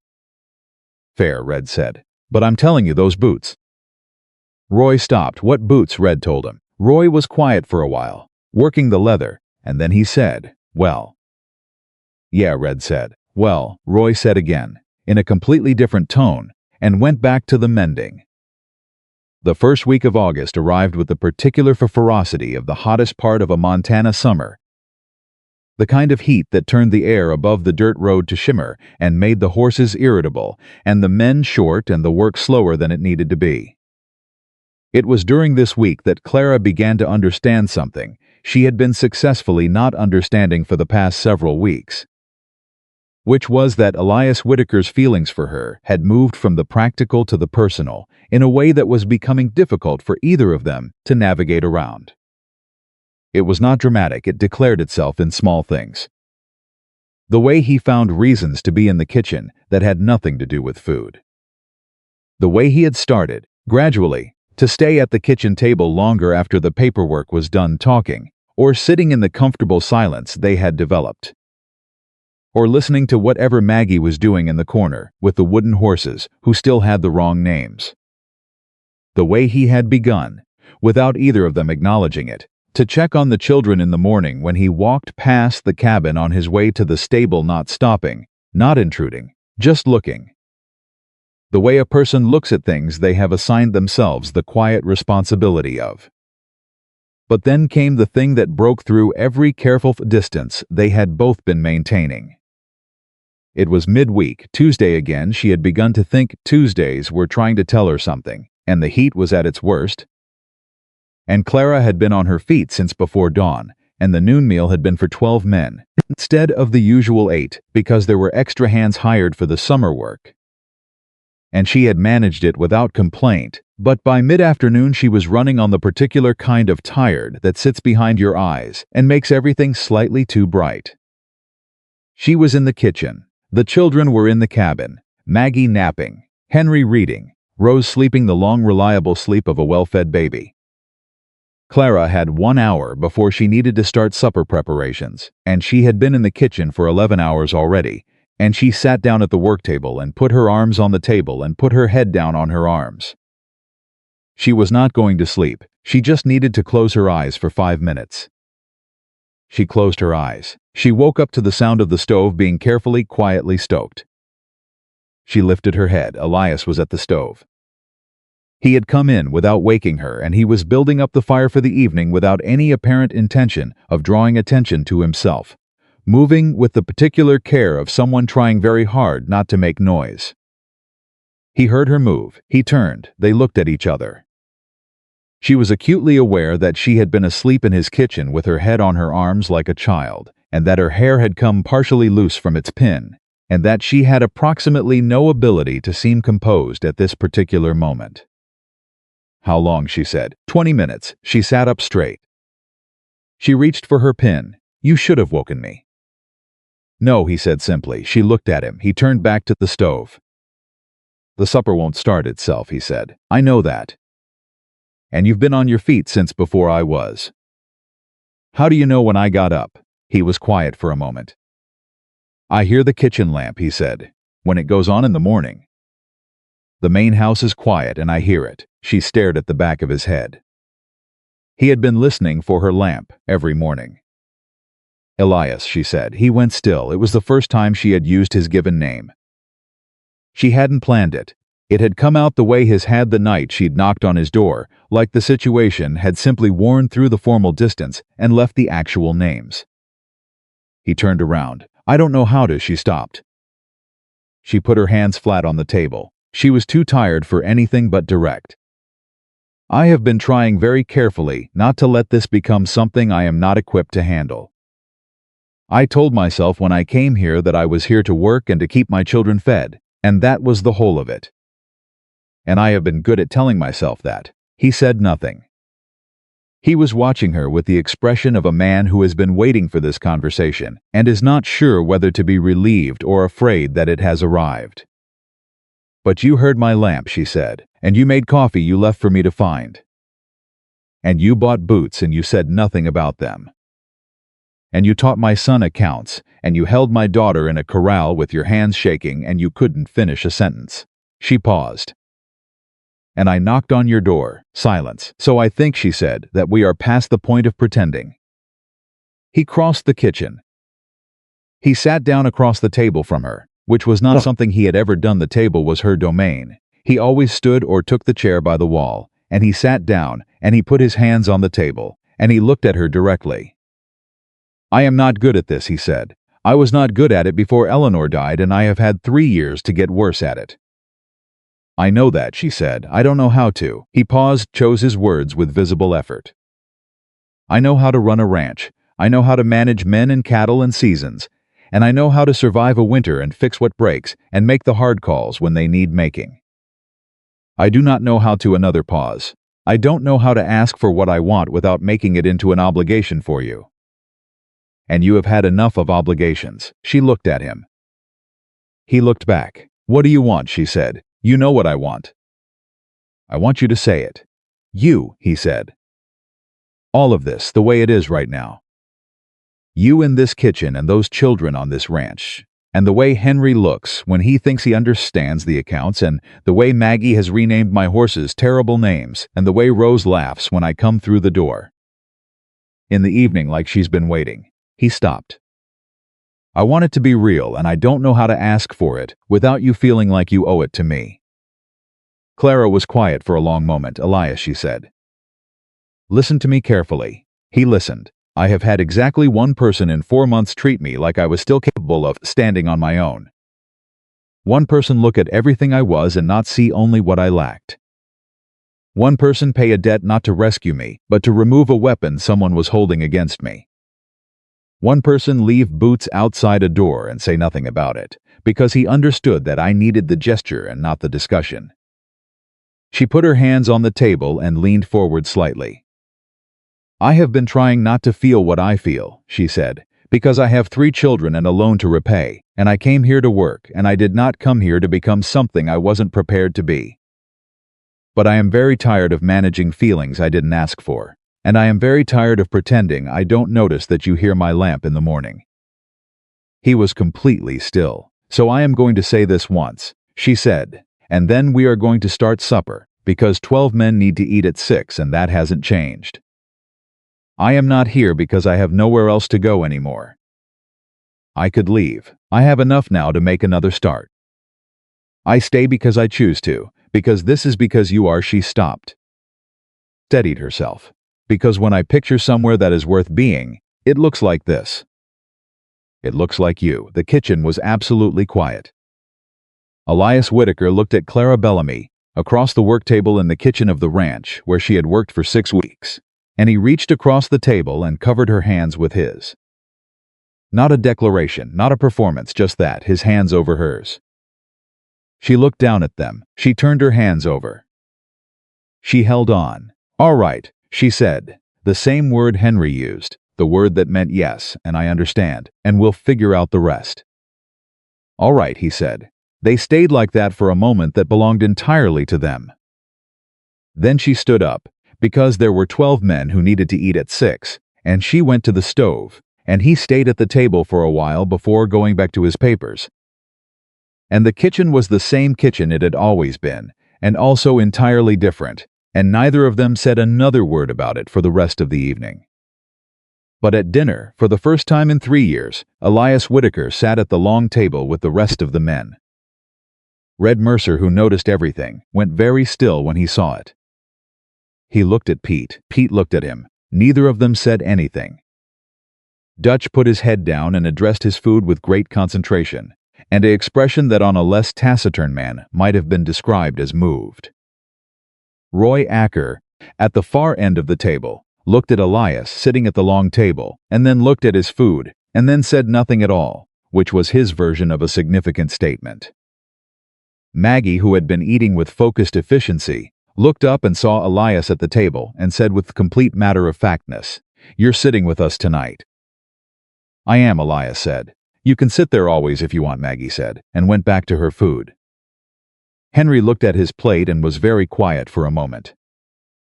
Then he looked at Elias. "Did you tell her about Captain Stomps?" Henry asked. "I did," Elias said. "Was she worried?" "She was appropriately concerned," Elias said, and then she laughed. Henry nodded. "She does that," Henry said. "She gets worried first and then she laughs." "She always does it in that order, I noticed," Elias said. Henry looked at him with the expression of a 7-year-old who is filing something important away. "Good," Henry said simply. "It's important to notice that about her." The table was quiet for a moment. Red Mercer later said that the most remarkable thing about that supper, and it was a supper people remembered for a long time, was not the food, which was excellent, and not the fact of Elias at the long table, which was extraordinary enough on its own, but the fact that a 7-year-old boy had just told the most powerful rancher in 4 counties what was important about his mother, and the man had listened, like he was receiving instruction that mattered. After supper, while Clara was doing the cleanup and the hands had filed out to the bunkhouse, Elias stayed. Not for papers, not for coffee, he stayed and helped her clean up. She looked at him when he picked up a cloth and started on the dishes. "You don't have to," he said. She let him. They worked side by side in the kitchen, not talking much, and it was the most ordinary thing imaginable, and also the least ordinary thing that had happened in that kitchen in 3 years. And when the last pot was washed and the stove banked for the night, he hung the cloth, and she turned out the lamp, and they stood in the kitchen doorway for a moment in the warm dark. "I'll walk you to the cabin," he said. "It's 40 feet, she said. "I know." She looked at him. "All right," she said. He walked her to the cabin door. They stood there a moment, the way people stand at the end of an evening that neither of them wants to end, the particular suspended quality of a moment balanced between what it is and what it could be. "Good night, Clara," he said. "Good night, Elias," she said. He waited until she was inside. She closed the door carefully the way he'd told her to do on the very first night, lift the handle, and she stood on the other side of it and listened to his boots cross the yard, slow and unhurried. The walk of a man who is not running from anything and is not bracing for anything, simply moving through his own land in the dark. She pressed her back against the door. Henry, from the darkness of the mattress, said, "Mama?" "Go to sleep, Henry." A pause. "He walked you to the door," Henry said. Not accusing, not exactly approving, just stating a fact and waiting to see what it was. He did, she said. Another pause. Good, Henry said. She crossed the cabin in the dark and lay down beside her children and felt the solid walls around her, and the sound of Maggie breathing and Rose warm and milky and present. And she thought about hands across a table, and a man who had listened to her lamp in the morning, and she thought about the word she kept using, all right. All right, it was such a small phrase for such a large thing. But it was the truest thing she had. Outside, the lamp in the main house window came on. Tonight it was not the lamp of a man sitting alone in the kind of alone that had become a permanent condition. Tonight it was simply a lamp, burning in an ordinary house, on a ranch that had remembered somewhere in the past 6 weeks how to be a place where people lived rather than simply a place where work was done. It burned for a while. Then it went out at a reasonable hour the way lamps do in houses where people intend to sleep. Tomorrow will come early, and there are things worth waking up for. And Clara Bellamy lay in the dark with a small smile she didn't bother to put away. And for the first time in 4 months and 9 days, she did not count the days. The first day of September arrived with a coolness in the morning air that hadn't been there the week before, the kind of shift that happens overnight in Montana and reminds everyone that summer has been generous but has limits.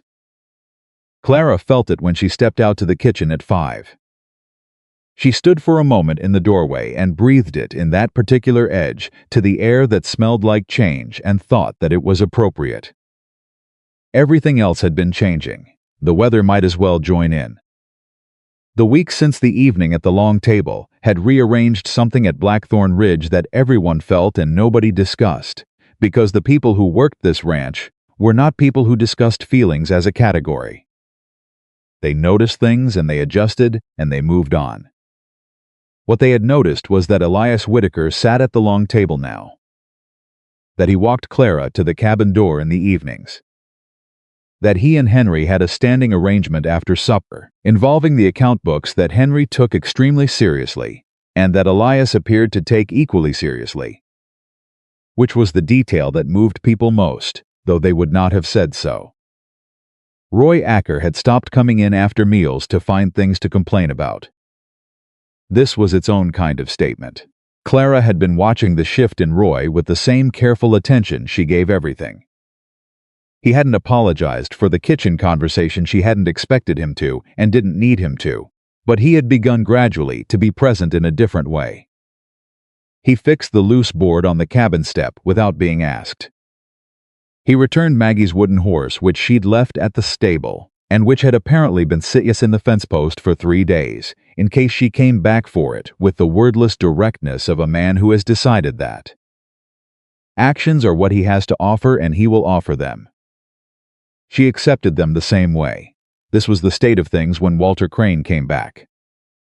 She heard the wagon before she saw it, on a Thursday morning in the first week of September. And she knew it the way you know a sound that has meant trouble before, not by logic, but by the particular way her shoulders moved up, and her hands went still over the dough she was working. She heard Red Mercer's voice in the yard, then a voice she recognized. She set the dough aside, she washed her hands, she went to the kitchen door. He was not alone this time. Beside Crane's wagon stood a man she didn't know slight, wearing town clothes, carrying a leather satchel with the purposeful air of someone who has been hired to produce documents and is ready to produce them. A lawyer, or something performing the function of one. Crane saw her immediately. Mrs. Bellamy, he said, with the warmth that she now understood was a tool the same way a hammer was a tool. I was hoping to see Mr. Whitaker. Is he available? I'll find out, Red said, already moving. Clara stood in the kitchen doorway and looked at Crane and the man with the satchel and felt the cold that had nothing to do with September. Elias came from the stable. He had been working the horses this morning, and he came with the unhurried pace of a man who does not change his speed for anyone, and he looked at Crane and at the man with the satchel, and his face said nothing at all. Crane, he said. Whitaker. Crane was pleasant, entirely pleasant, in the way that had started to feel to Clara like a kind of warning. I appreciate you seeing me. I know you're a busy man. What do you want? I've had occasion to review the matter of the outstanding note, Crane said, with some legal counsel. He nodded at the man with the satchel. and it appears that the portion of the interest you characterized as unlawful is open to interpretation. My counsel believes a court would find otherwise." Elias looked at him. "Your counsel is wrong," he said. "Perhaps, perhaps not," Crane smiled. "These things have a way of taking time to resolve. Months, during which, of course, the matter remains open, and the status of certain employment arrangements, considering the debtor is an employee on the property of the man who paid the partial settlement, could become complicated." Clara understood what he was doing. He was not here for the money. He had never been here for the money. He was here because Elias had embarrassed him, had read his document and named what it was in front of witnesses, and men like Walter Crane did not accept that without a response. He was here to create enough legal uncertainty to make Elias's position uncomfortable, to suggest that the ranch's protection of Clara was itself a liability, a complication, a thing that could be used against him. He was here to make Elias choose between his ranch's clean legal standing and the woman in his kitchen. She stepped off the kitchen doorstep and walked into the yard. Elias saw her coming. Something moved across his face, but he didn't tell her to stop, and she didn't stop. She came to stand beside him, not beside, and she looked at Walter Crane. "Mr. Crane," she said, "I want to make sure I understand what you're suggesting. You are telling Mr. Whitaker that the legal clarity of this ranch's affairs is contingent on whether I remain here." Crane's smile held. "I'm simply noting you're threatening him," she said. "On my account. And I want you to hear me clearly when I tell you that whatever this is, it ends today." Crane looked at her with the particular expression of a man who is recalibrating, who came prepared for one conversation and is finding himself in a different one. "Mrs. Bellamy, your passion is admirable. I'm going to go inside," she said, "and I'm going to get the record of every dollar I have repaid on that loan, which Mr. Whitaker has been keeping with the same accuracy he keeps everything else on this ranch. And you are going to look at that record. And then you are going to tell me what remains, legally and accurately, because I have had enough of numbers that shift depending on who is holding them." She turned and went to the kitchen. She did not hurry. She walked at her ordinary pace, because she was not going to give Walter Crane the satisfaction of seeing her run. She got the record book from the shelf where Elias kept it, the one where every $20 was entered in his precise handwriting, each month accounted for, and she came back out. She held it out to the man with the satchel, not to Crane. "Read that," she said, "and then tell me legally what remains." The lawyer took it. He opened it. He read. He looked at Crane. Crane's smile was slightly different now. "The remaining balance is," the lawyer began. $14.40, Elias said. He said it without looking at the book because he knew, because he'd been keeping the record with the same care he kept everything that mattered.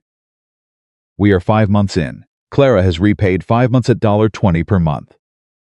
The original legal portion of the debt was $20.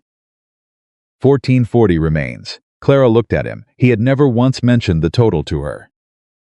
She had been paying without knowing the full sum, because he had not wanted her to feel the weight of a number before she had the means to address it. $14.40. She could pay that today. She looked at Crane. "I will have the remainder before noon," she said. "From my own wages. And then this is finished." Crane looked at her and then at Elias and then at the record book that his lawyer was still holding. And she watched him understand that this particular approach had not worked the way he had planned, and that there was no version of this morning with him holding leverage over Elias Whitaker or Clara Bellamy. "I see," he said. "I expect you do, Elias." A silence. "Well," Crane said with the dignity of a man accepting a loss he won't admit is won. "I'm glad the matter can be simply resolved." "It can," Elias said. "Before noon, as she said." Crane nodded. He looked at Clara one more time, not with malice, not quite, but with the particular look of a man who has underestimated something and knows it, and does not enjoy the knowing. "Mrs. Bellamy," he said. "Mr. Crane," she said. He got back in the wagon. He and the lawyer with the satchel drove out through the gate, and Clara stood in the yard until the sound of the wagon was gone, and then she let out the breath she had been holding and turned around. Elias was watching her. $14.40, she said. "Yes, why didn't you tell me?" He looked at her steadily. "Because you had enough to think about," he said. "And because it was going to be paid either way, and I didn't see the use in making you carry a number." She looked at the record book, still in the lawyer's hands. No, he had left it. It was on the ground where he'd set it when he climbed in the wagon. She picked it up. She looked at the entries, his handwriting every month precise and careful.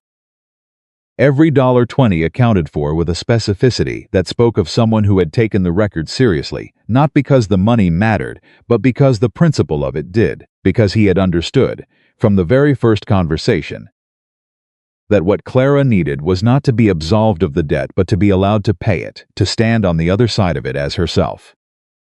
She pressed the book against her chest. "I'm going to get the money," she said. "You don't have to do it today." "I know I don't." She looked at him. "I'm doing it today," he nodded. She went to the cabin. She had $12 saved from the month since Walter Crane's first visit, money she had not spent, because she had been keeping it against exactly the kind of uncertainty that Walter Crane represented. She took out $14.40, counted it twice, and put it in her apron pocket. She came back out. "He'll be in town by now," Elias said. "He'll wait," she said. Red Mercer had the wagon ready without being asked. She looked at him. "You were listening," she said. "I was present in the yard," he said, with the dignity of a man drawing a fine distinction. "That ain't the same as listening." "Take me to town," she said. He took her. She found Crane at the hotel, which was where she expected to find him. A man like that needed a comfortable chair and a hot meal after a failed business errand.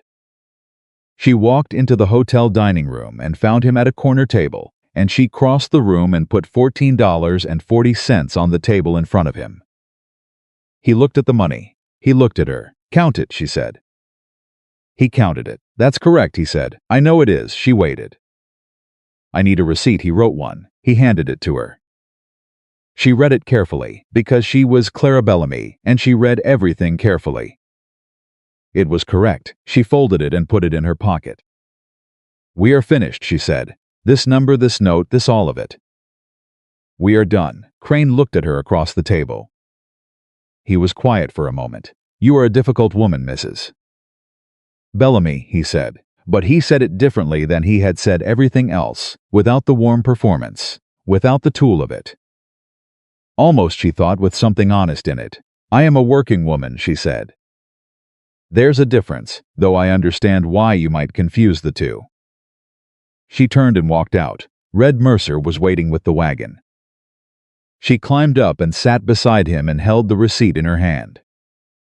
He looked at her. He looked at the receipt. "You good?" he asked. "Yes," she said. He clucked at the horses and turned them for home. She held the receipt the whole way back, not reading it. She had read it, just holding it, because it was the physical weight of a thing being finished. And she had not realized until this moment how much of her body she had been holding in a particular kind of braced tension since before James died, the tension of someone who is always waiting for the next thing to be taken. And how very much she wanted to put that tension down. She put it down. Somewhere on the road between Millhaven and Blackthorn Ridge, she let it go.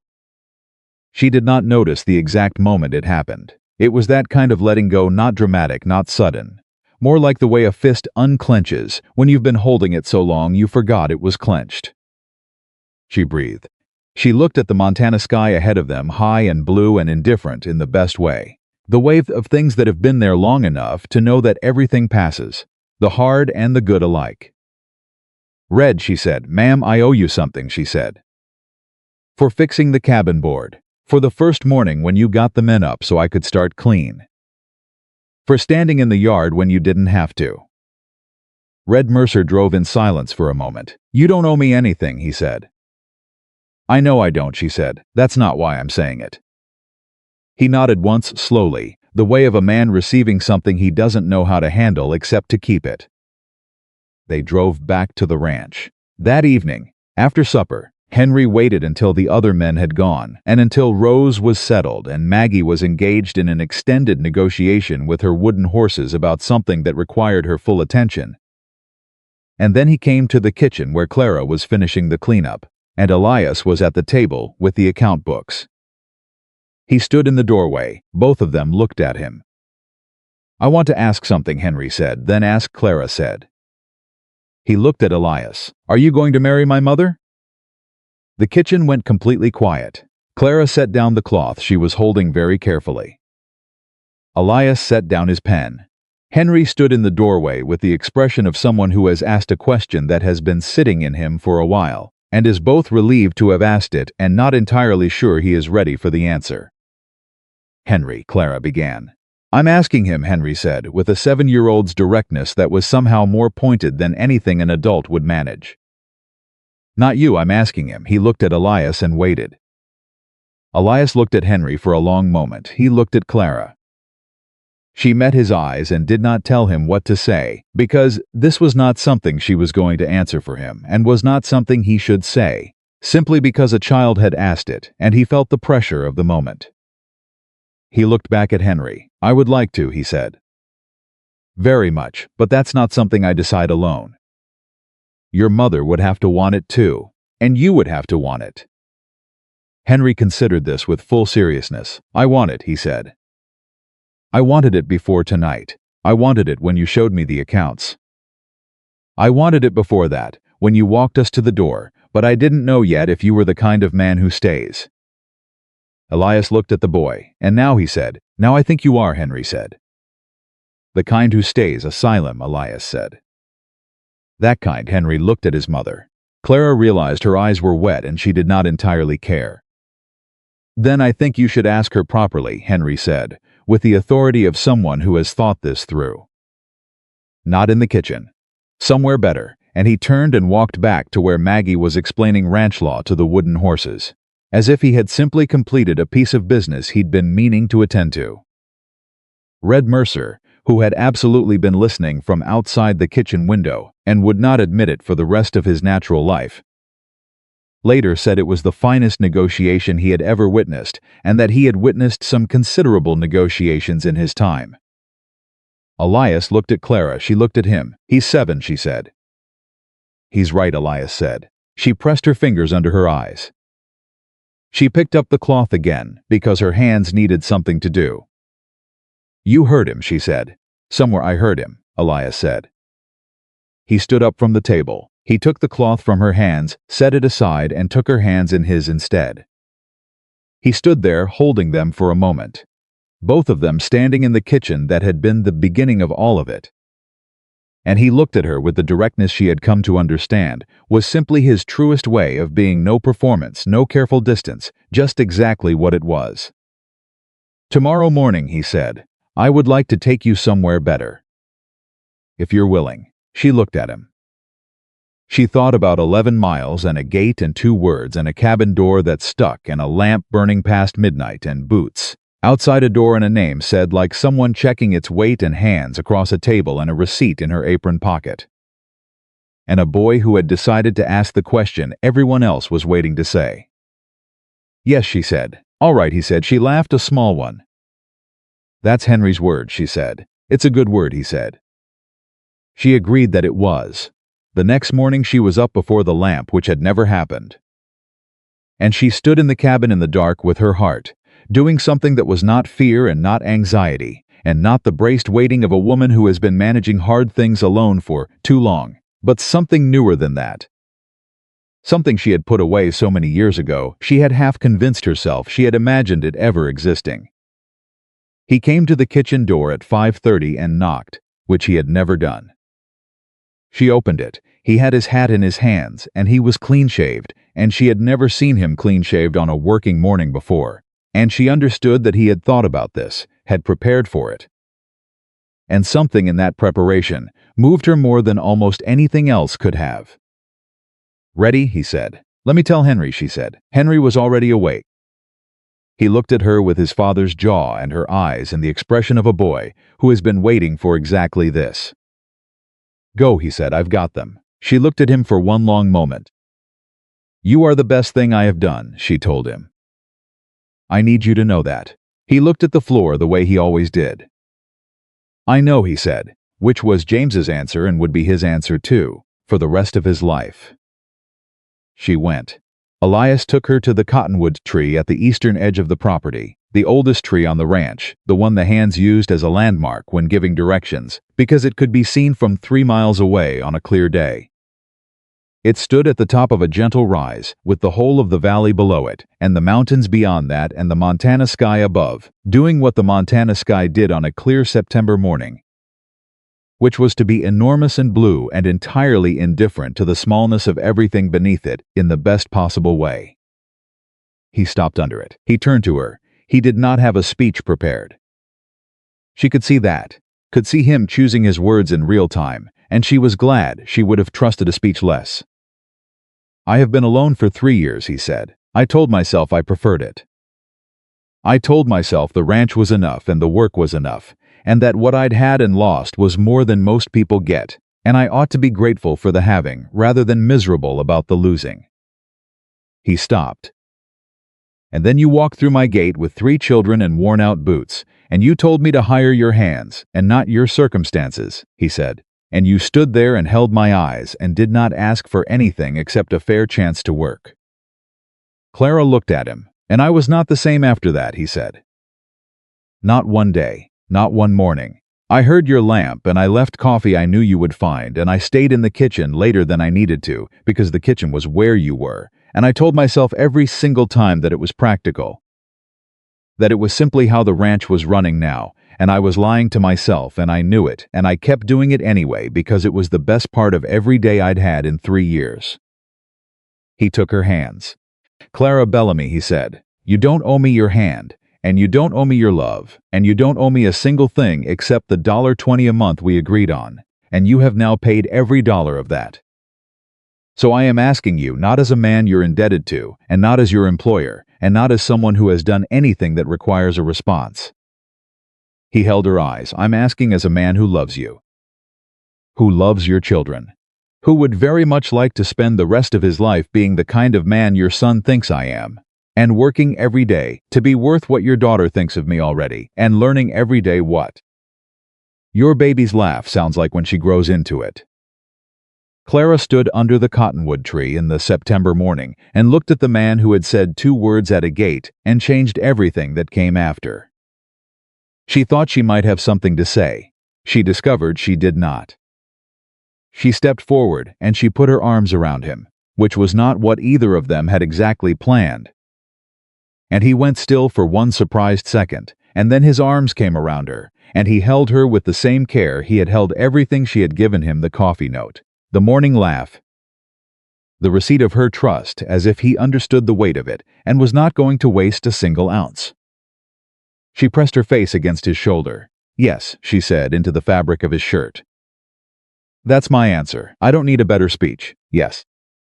His arms tightened. She felt him exhale a long reel. From the bottom exhale, the kind that only happens when a person has been holding something for a very long time and has finally put it down. They stood like that under the cottonwood tree for a while. Below them the ranch was waking up. She could hear it. The horses, Red Mercer's outdoor voice starting the morning, the particular creak of the stable door, and she thought that she had come here with nothing except exhaustion and 3 children, and the refusal to stop moving, and she was still the same woman who had started that 11-mile walk, was still Clara Bellamy in every way that mattered. And also she was standing in the arms of a man she loved under the oldest tree in the valley, while her children were back in a warm cabin being guarded by a 7-year-old, who had negotiated this outcome the night before with a directness that would serve him extremely well for the rest of his life. She laughed. Elias pulled back slightly to look at her. "What?" he said. "Henry," she said, "he told you to do this. He told you somewhere better, and you listened to a 7-year-old. Elias considered this. "He was right," he said. "He usually is," she said. "He gets it from me." Elias smiled, a real one, the full version, which she had been collecting for months, the way you collect things that are rare enough to notice. And she thought that this was it. That this was what she had been not naming since the first week when she'd found the coffee cup on the shelf. This specific warmth in the chest. This specific loosening of the long-held braced thing. "Come on," she said. 12 men need breakfast. 13, he said. Roy is bringing the Hargrove boy on today. Hired him yesterday. 13 then. She stepped back and took his hand and they started down from the rise. You'll have to tell me what he likes. I have no idea what he likes. Then I'll find out. He looked at her sideways. You find out everything eventually, he said. Yes, she said, I do. They walked back to the ranch hand in hand in the September morning, and the hands who were already in the yard took note of this in the various ways they had of taking note of things. Red Mercer, with a satisfaction that bordered on smug. Dutch with sudden intense interest in the fence post nearest to him. Pete with a grin he almost managed to hide. Roy Acker with a long look and then a nod. One deliberate nod, the nod of a man who has revised his position and is not sorry about it. That spring the following April, when the cottonwood was coming back and the valley had gone green, and Blackthorn Ridge Ranch was running at its best in years, Elias Whitaker married Clara Bellamy under the oldest tree on the property. In front of every hand on the ranch and a minister from Millhaven who had driven out because Clara had invited him and had not mentioned the irony of the invitation and did not intend to. Henry stood at Elias's side, straight-backed, serious, holding the ring with the focus of a boy who has been assigned an important task and intends to execute it without error. Maggie stood at Clara's side in a dress Clara had made from fabric. Elias had brought back from Billings, and she held Rose on her hip with the practiced ease of someone who has been doing it her whole life, and she told Rose, in a continuous quiet murmur, everything that was happening, so Rose would know. Red Mercer stood in the back and cried and told everyone afterward that it was the dust. Roy Acker stood at the far side with his arms crossed and his jaw set and his eyes bright, and he did not explain himself to anyone. And when the minister asked Elias Whitaker whether he would take this woman, Elias looked at Clara the way he had looked at her across the kitchen table on the night everything shifted, directly, fully, without a single thing held back. I will, he said, and when he asked Clara, she looked at the man who had heard her lamp in the morning and left coffee she would find and walked her 40 feet to a cabin door because he wanted 40 more seconds, and who had held her daughter in a muddy corral with shaking hands and who had covered her hands with his and said all right, like it was the most important thing he'd ever agreed to. I will, she said. Henry, 8 years old by then and growing, looked at the ring on his mother's hand, and looked at the man who stood beside him and had spent the past months teaching him accounts and horses, and how to read a fence line, and how to be the kind of man who stays. He said nothing, but he reached over and took Elias's hand, and he held it, and Elias held it back, and that was the whole of it. That was all it needed to be. A woman who had walked 11 miles carrying nothing but courage had found the thing she didn't know she was walking toward. And the man who had spent 3 years behind walls that were killing him had opened a gate one afternoon because a woman stood at it and refused to look away. And everything after that had been the life he thought he'd lost coming back to him in a form he hadn't expected, richer and louder and more complicated and more worth having than anything he could have built alone. The ranch hands would talk about that spring for years. Not loudly, not often, but in the way of men who have been present for something real. They would mention it, sideways and careful, when the occasion called for it, and they would mean, we were there the morning that it was finished, and it was good. 2 words at a gate, that was where it began. And everything a broken man and a woman who refused to stop walking built from those 2 words turned out to be exactly enough and more than enough, and the kind of thing that does not need to be rescued or explained or apologized for. It simply was. It always had been from the moment she lifted her chin at his gate and told him to hire her hands and not her circumstances. And he had looked at her children, and at her worn boots, and at the quality of her spine in that moment, and said the 2 words that changed everything. She stayed, he stayed, and Blackthorn Ridge Ranch for the first time in 3 years was not a fortress keeping the world out. It was a home holding everything in.